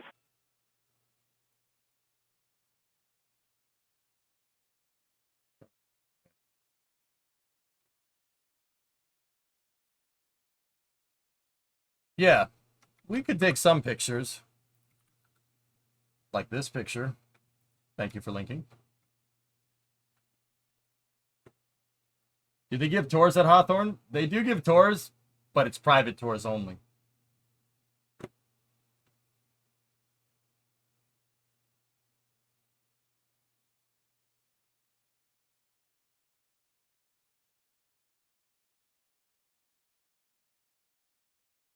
Yeah, that was a good time. This actually wasn't in... I don't think this was 2017. That was 2016. That picture was 2016. So the second TwitchCon in San Diego in 2016. After TwitchCon, Das and I took the train up to... we took the train up, and maybe that's when we did the private tour. I forget. Yeah, that sounds right.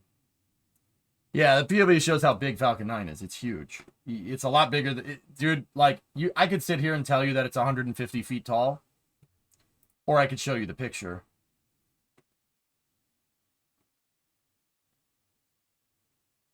Is Das wearing cowboy boots? He's from Texas. Of course he's wearing cowboy boots.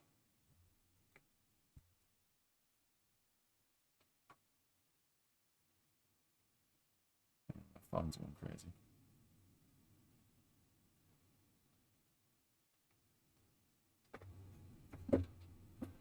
Yep. Yeah, it's pretty cool. So yeah, I mean, hypersonic, I've been all up in there, dude. Just once though. Never worked there or anything. How tall is Das? Das is like 6'2", I think. So it's like 100, 190, 100, 189 centimeters, something like that.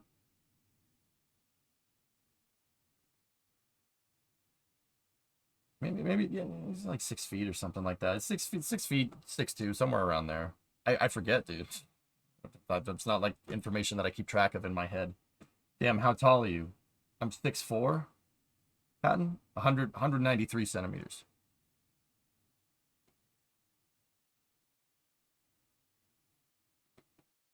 You definitely get some perspective seeing it in real life. I had the same feeling standing outside the gates of the South Lawn of the White House after seeing it on TV for so many years. Yeah, exactly. Yeah.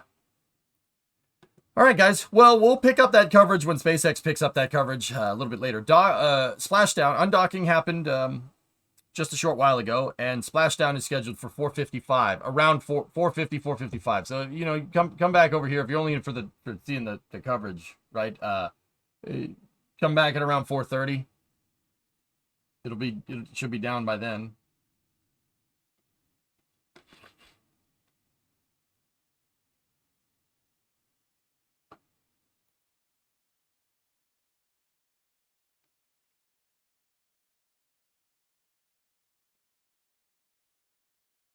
Hackerman's time.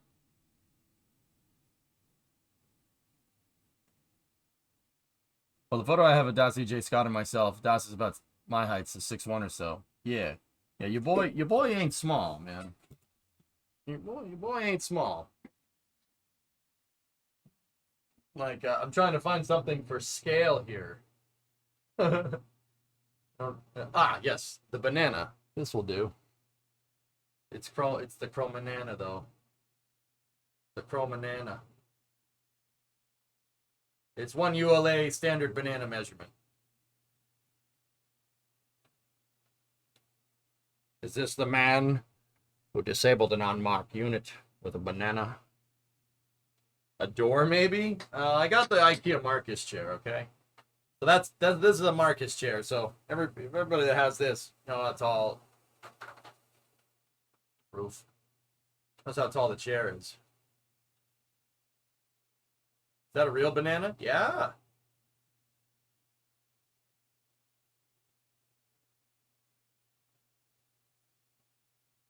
Guys, I played football, all right? American football. Played a lot of football, not the kicky boy football.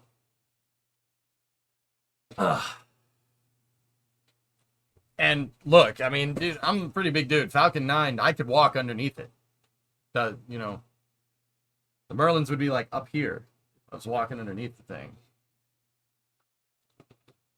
You mean American hand egg? Well, Sith, I call it football as opposed to football. Football is different. Kicky boy. The kicky boy sport. Oh, boy. Our football, not your football. You know what I mean?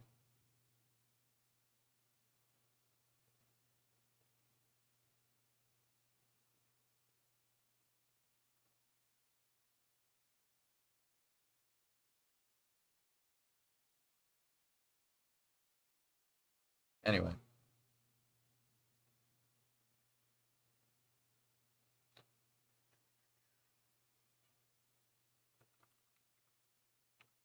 I'm tweeting to keep up my social media presence.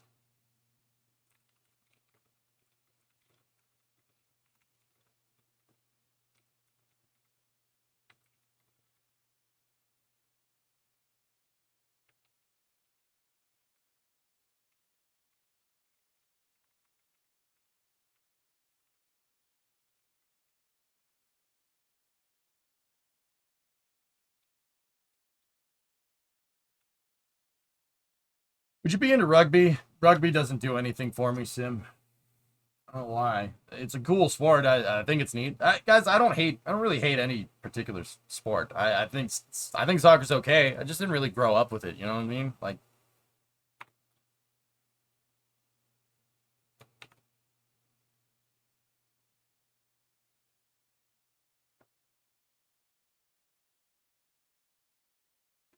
I mean, rugby's cool, but yeah, I grew up with football. I played football for 7 years, pretty much all the way up into high school. And then in high school, I stopped because I wanted to play video games, which I'd like to think that reads correctly.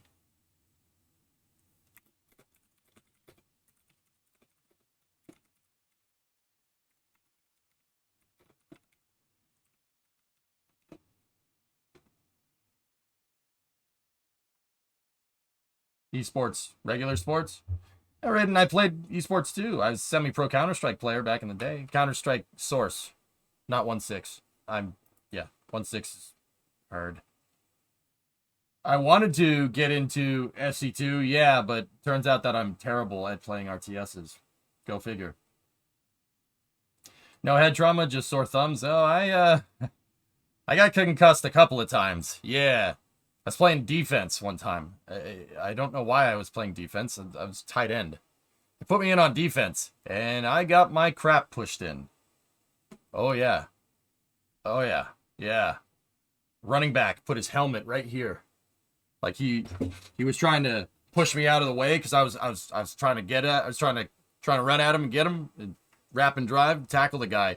And right before I was coming in like this, right? And right before I wrapped and drived, the guy leaned into me and basically put his helmet right here. Oh, knocked me out cold. Oh yeah. I don't remember what happened after that. I woke up on the sideline. Yeah. Oh yeah. I got a helmet right to the chin. I was like, this is the first time I ever saw stars. That was,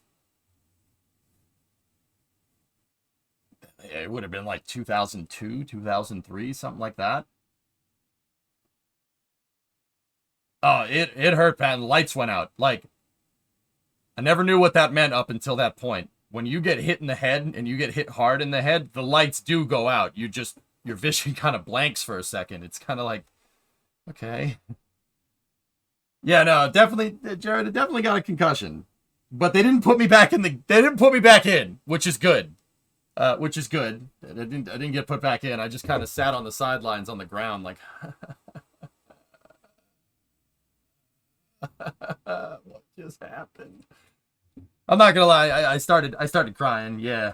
But it was weird. Like, I was just sitting there like for like 15 minutes, and then everything started to hurt. Like, and I was like, I don't know what just happened. You know. CTEJ. Yep. They didn't tour you. No, they didn't. Dude, he's done. He's done, man. He's done. Alex, I don't think he's going to play anymore. Yeah. I guess I passed out for like 15, 20 minutes. They had to get the smelling salts and stuff. Yeah. I was knocked out cold, dude. Yeah. That hurt. It hurt, man. Getting your bell rung like that? Oh, you don't feel it right away. But you feel it later.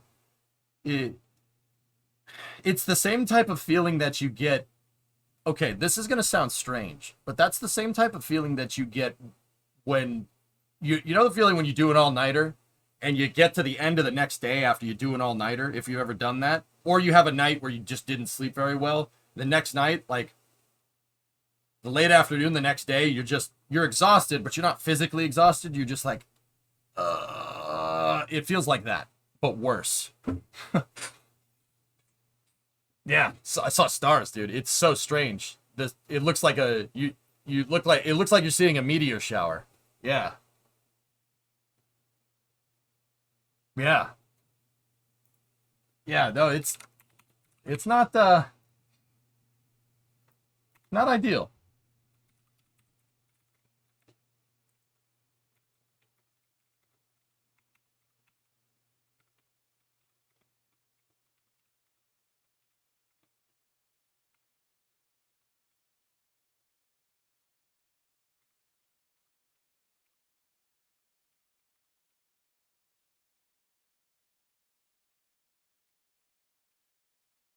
I'm just putting in the...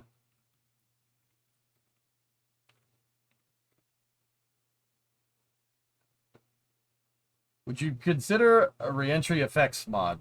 No? Okay, let's switch over to KSP. Speaking of using your brain, let's get the programming up and running. So we were working on... what was I working on last night? The second tutorial for Python, right?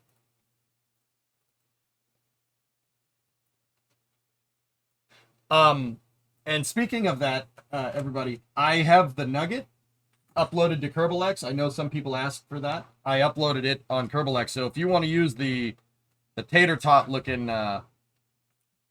3-engine craft that I was using for the tutorial, yeah, that's up on KerbalX if you want to use that. I mean, you got to get the flag pack to make it work like exactly right, but yeah. All right, so let me load up KSP, and we'll keep going with the orbital tutorial. Get the tunage going. I had a lights out moment, but more extreme, 15 kV to the elbow.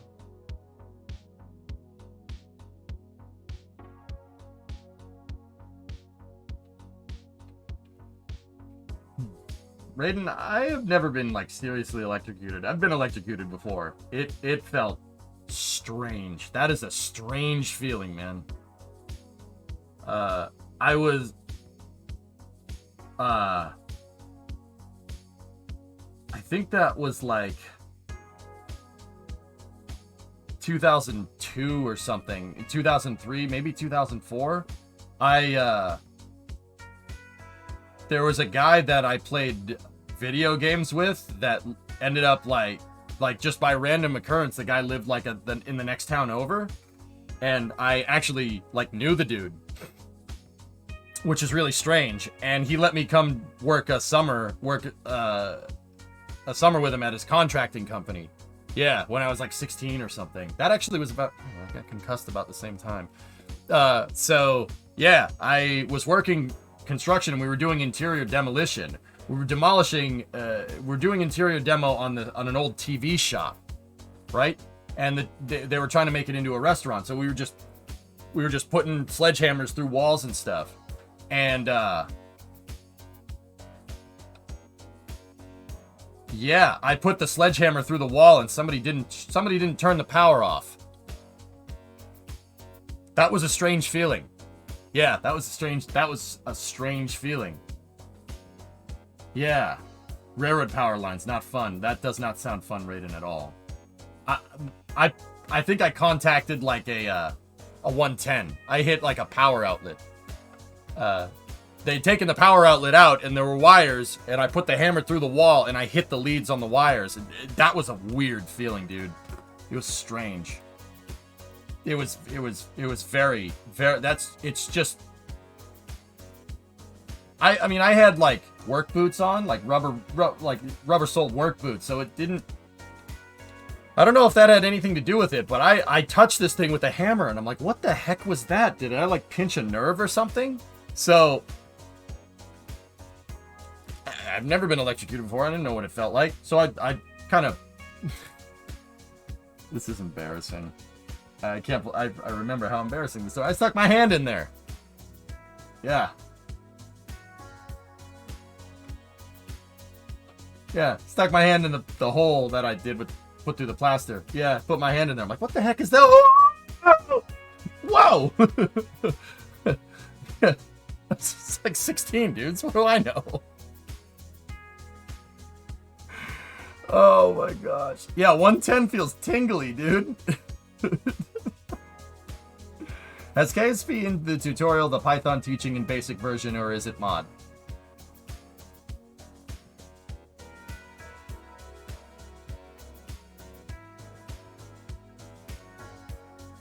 Sleeper, I don't know what you're trying to tell me.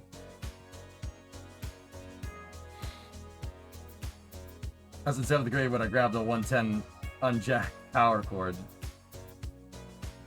jacket slipped on first pull and I didn't notice. Burnt the crap out of my hand. Yeah, hey Johnny, what's going on? I didn't get like electrocuted. I didn't get burned. I didn't get zapped. It just felt tingly. And I'm like, I don't know what this feeling is. What is this? And then I let it go for a second and went, whoa! And then one of the construction guys that I was working with was like, oh yeah, the power's on. Be careful. I'm like, I don't know what that means, but all right. I'm like, why is the power on? No, S, I've never done that.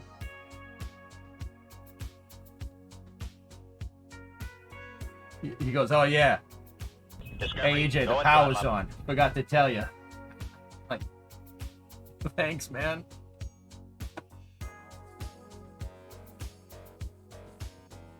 Ow. Ekim, 61-month resub. I know this has already been said, but 2022. EJ is playing with mods. Everything I thought I knew about reality is in question. Reality is in constant flux, Ekim. Remember that. Things change over time. It is the circle of life.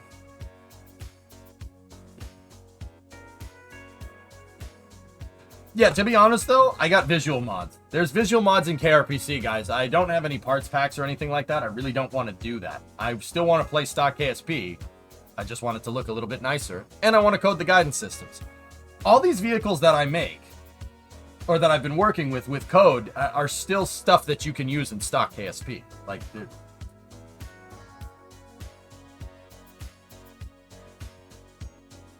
worst thing I did was seeing a field of cows and leaning on the fence. I was 9. My arm got thrown back. Yeah, the fence. Yeah.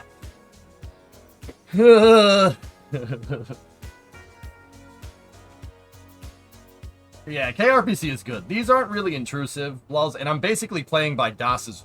This is DOS's rules for KSP. You know, not anything that's too crazy. And yeah, that's it. The skybox looks a bit munched, to be honest. Might want to swap it out, but I know you probably don't care. That's correct, S. You assumed correctly. I don't care. We good.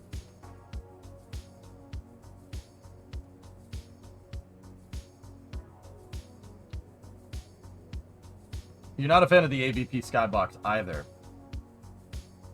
It is a little overexposed, Johnny. I will say. That's what the sky looks like if you have, you're up in space and you take a long exposure picture, like Hubble stuff. But yeah, I got you. Yeah, Mutter, there you go. All right, so this is the rocket that we're using. It's Gemstone 4, the rocket that I borrowed from career mode. Gemstone 4 is a really cool rocket. It's got a Clydesdale first stage, so it's an all solid first stage that uses RCS verniers for roll control. And then the second stage here is basically a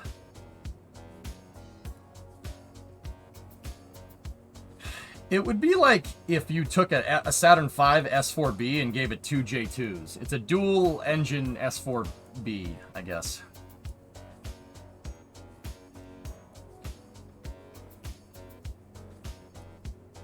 Yeah. It's one of my favorite rockets that we've made. The reason why is because I designed this rocket as a career mode killer. For the career mode players, look at the price. This thing can put 18 tons into space. Not bad, huh?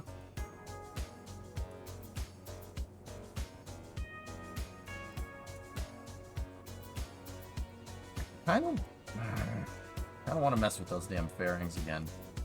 See if we can get the fairing right. What's with the wings on the first stage? It's a trim tab, Johnny, for SRB reentry. This SRB flies on a very, very high ascent trajectory because it's, SRB, right? And it'll rods from the gods when it's coming back down. So what I did was I put 2 strakes on here, right? And those strakes basically make the SRB kind of want to fly sideways. It's a trim tab. It's what it's called. And it makes it want to fly sideways on reentry, and it flying sideways, wanting to fly sideways during reentry. So like if you're on your laminar flow is coming this way, turns the SRB into a gigantic speed brake. Yeah, it turns it into a whole speed brake, and that slows it. You know, the whole thing turning into a speed brake means I don't need grid fins or speed brakes on said SRB, and it basically comes through sideways during re-entry, and that slows it down enough to deploy the drogue chutes, and then the main chutes. Yeah, Jebstone 4 is 50 Gs for this vehicle. It is an insanely capable vehicle for 50 Gs. Very inexpensive because of the solid rocket boosters.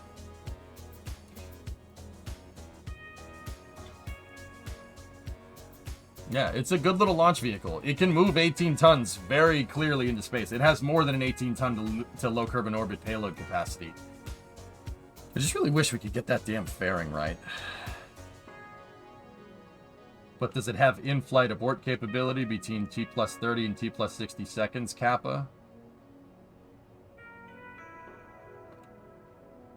Sure. Why wouldn't it, Reagan?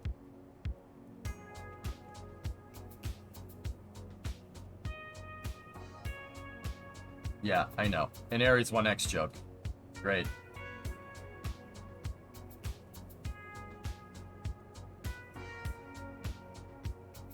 I really want to fix that damn fairing. Is that bad? Is that bad? My name is Jeff.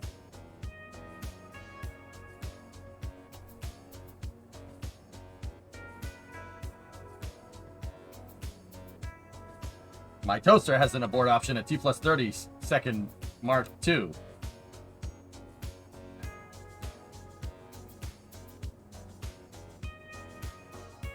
Where are my engines, Jeff?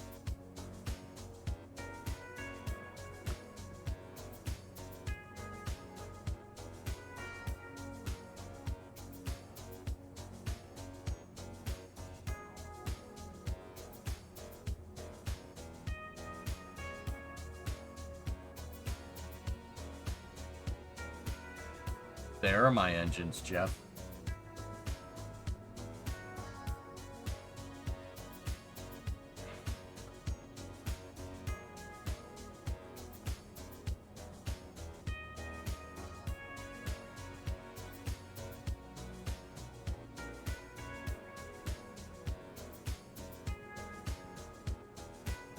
I don't know why this scrum is out. This is not green.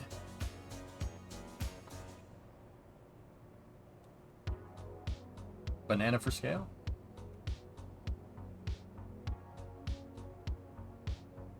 That's a nice motor. I like that. Hey, nice motor.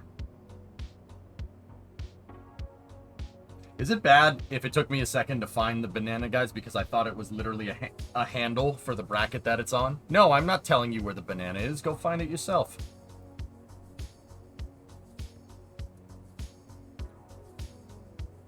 I seriously, like, I glazed over it. I'm like, oh, that's just a hint. Nope, that's... Okay.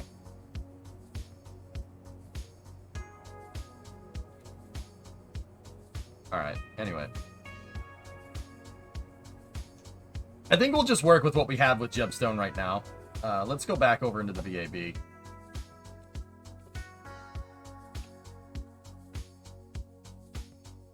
The banana lid ain't gonna fit.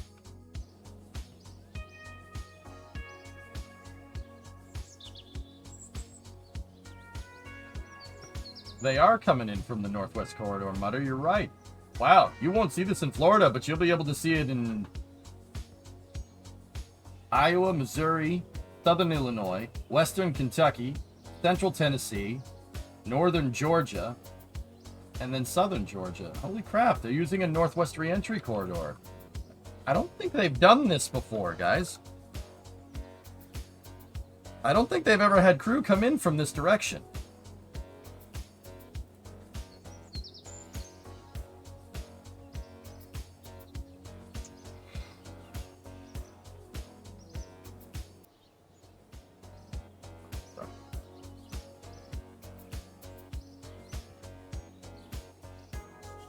Yeah, Mutter, you'll see this thing. Oh yeah, you'll see it. Yeah, they're coming in. They're coming in on the northwest reentry corridor. They've only come in this way. But yeah, interesting.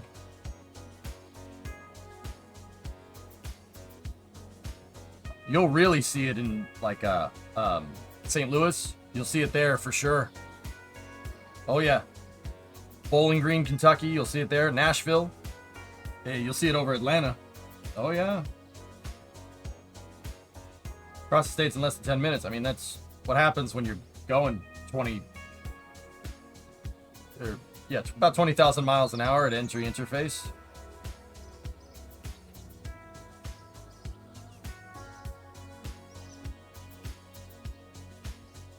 Wondering if you're drunk and look up high enough. Where can I get more on this? This goes right over the top of you? What do you mean, where can you get more? What do you want to know, IT?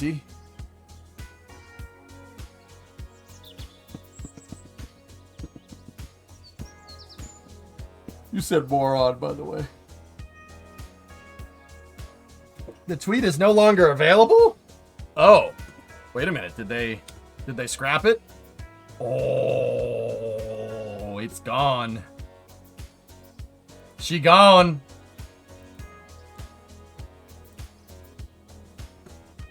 See that? Sorry if you answered. My phone died. I do not see your last anywhere. What time does it say for St. Louis? I don't know. We got deleted. Okay, it's back up.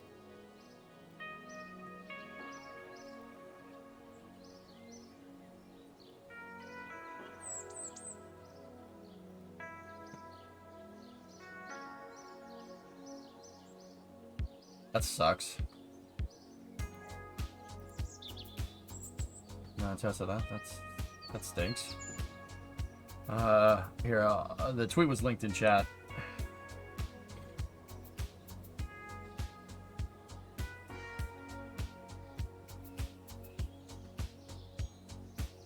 Yeah. No, you'll be able to see this. All right. Walter PPK, Tessa. 7.65 millimeter. Only 3 men I know use such a gun. Believe I've killed 2 of them. Lucky me. I think not. Tessa, take a hike! All right, cool. Well, guys, if you want to see the coverage, I'll be able to give you updates where the vehicle is when it's coming in. So, don't worry about it too much.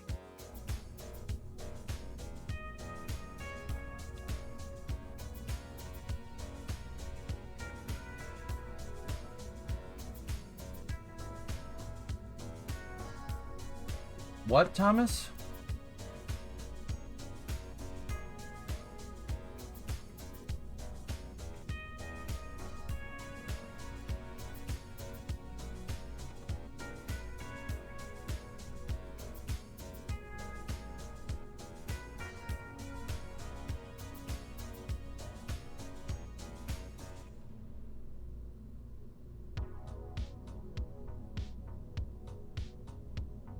All right, hold on. We can switch up the music.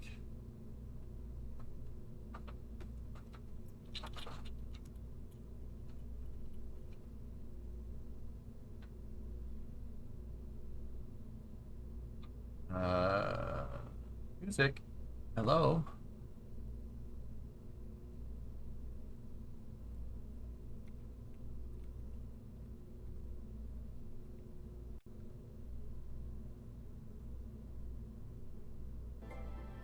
There we go.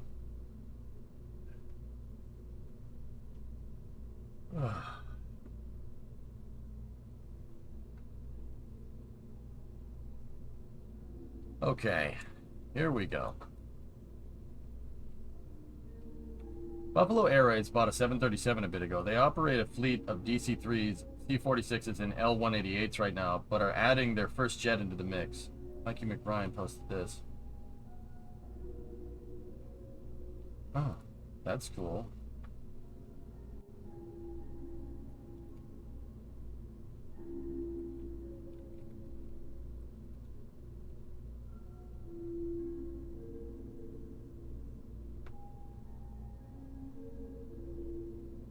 What?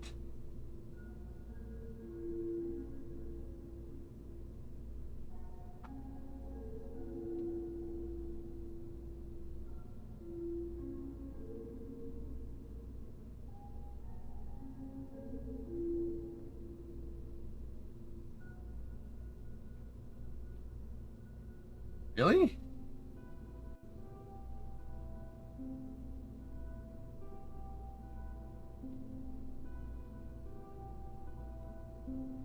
It's Chrysler. It's old Chrysler stuff, Tessa. Of course it starts.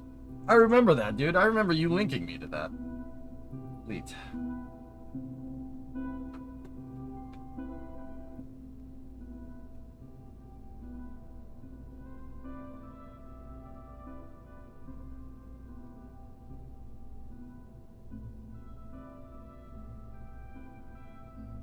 They have a C-46?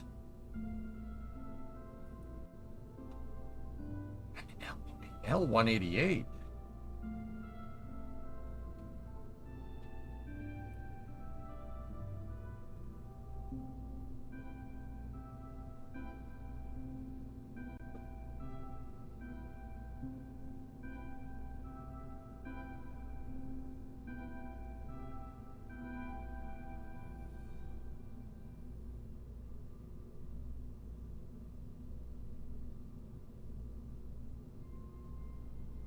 Dude, how old is that damn plane? I know how old it is. But also,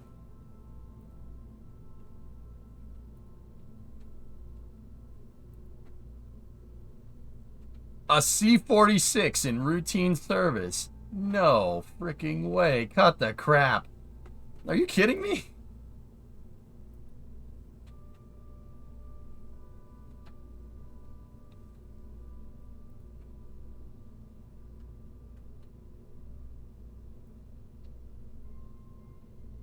I ain't even mad.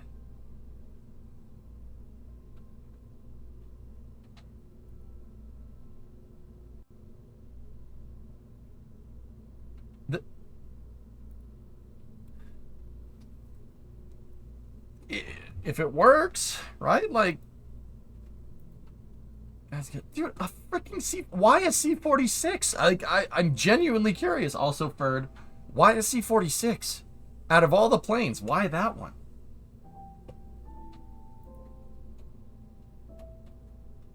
How did it? Second of all, how? How did you get a C-46? They also have a fleet of DC-4s. Look at this.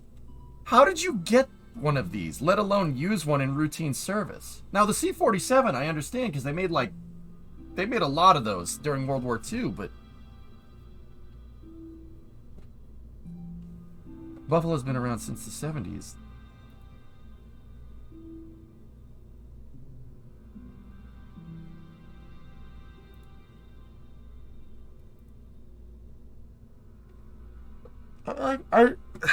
I know they got them from. It's a C-46, so they did. This is surplus. It's C. It has the cargo designation, which means it's an ex-mil plane, but.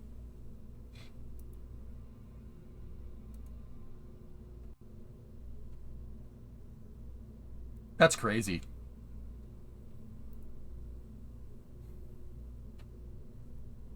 That looks like the plane from Major League, yeah. Check the trailer. There's two of. They have two C. How many C? Okay, just humor me for a second. There weren't many of these planes made. 3,000. 3,000? Yeah, see, they made 10,000 C-47s. Oh. Now that's an airplane. Okay. Check the trailer. And we got to get back into coding here. The Northwest Territories. Most any place up here, there is only one way to get in or out. By air. In the town of Yellowknife, the gateway to the Arctic, aviation maverick Joe McBrien has built a renegade airline with the most unique fleet in the world. Really want to experience flight in this life, you have to strap DC-3 to your ass. Wow. So you gotta love Joe. Joe, it's his way or the highway. I would not want to be one to piss Joe off. Buffalo Joe is a cross between Howard Hughes, James Dean, and Al Bundy. Buffalo Airways pilots fly to desolate outposts and remote airstrips. Without his aircraft, a lot of diesel doesn't get delivered, a lot of groceries don't get delivered. No bread, no bread. 9 months out of the year, everything's flown in. For Buffalo Joe, the only planes to get the job done are his fleet of vintage warplanes. They're 65 years old, these planes, you know? This is the end of an era. Ice Pilots. Premieres November. Okay, yep, nope, we don't need to get DNCA'd there. Yep.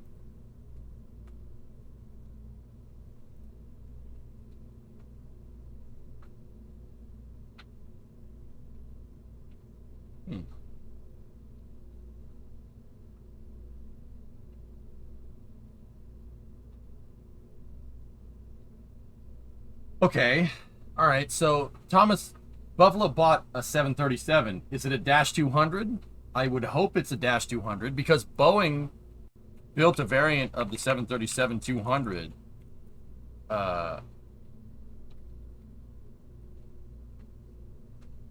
It's a Dash 200. Yeah, KRPC plane flight computer when? Yeah.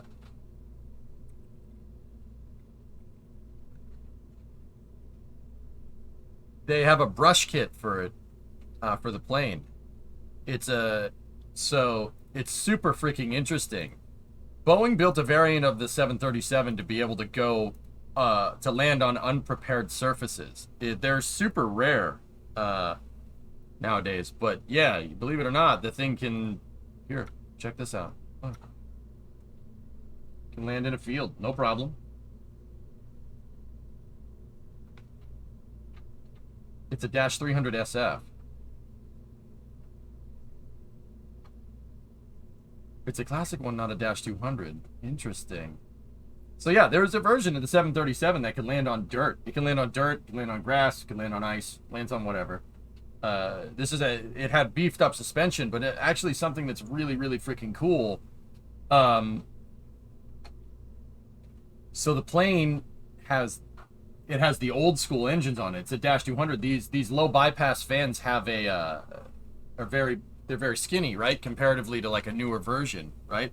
So if you look at them, I'm trying to see if we can get a close-up shot here. There we go. If you look at them, these engines have a little tube sticking out the front. What that tube is RCS. But it's not RCS in the way you might think. It is a thruster. But the nozzle's pointed this way. It's pointed in the direction of the arrow. What is that? So what does that tube do? That tube is basically connected to an intake, and that intake is inside it's behind the compressor on the motor. So it's where the air is at the highest pressure. And anything that taps off from that area is called bleed air.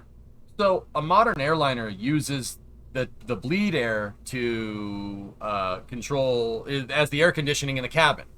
You ever been on an airplane, that little thing that you twist, that you're tapping into bleed air there. So the Boeing engineers, when they were trying to sell the 737, came up with an idea of making an unprepared surface or a brush kit for a 737.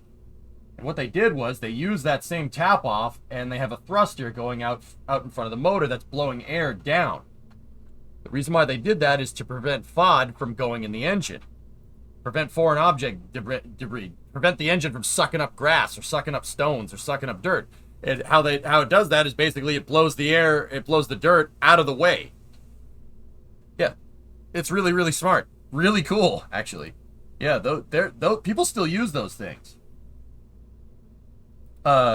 People still use 727-200s for that exact reason. There's still a good amount of them flying.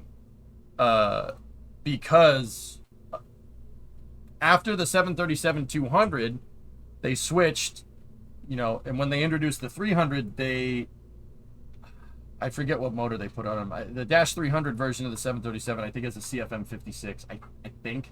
That's probably wrong. But it's a higher bypass turbofan. And that doesn't have the bleed air option because the intake is too close to the ground. If you ever notice, the bottom of the 737's intakes are kind of flat. The cowl is kind of flat. The whole bottom's kind of flat.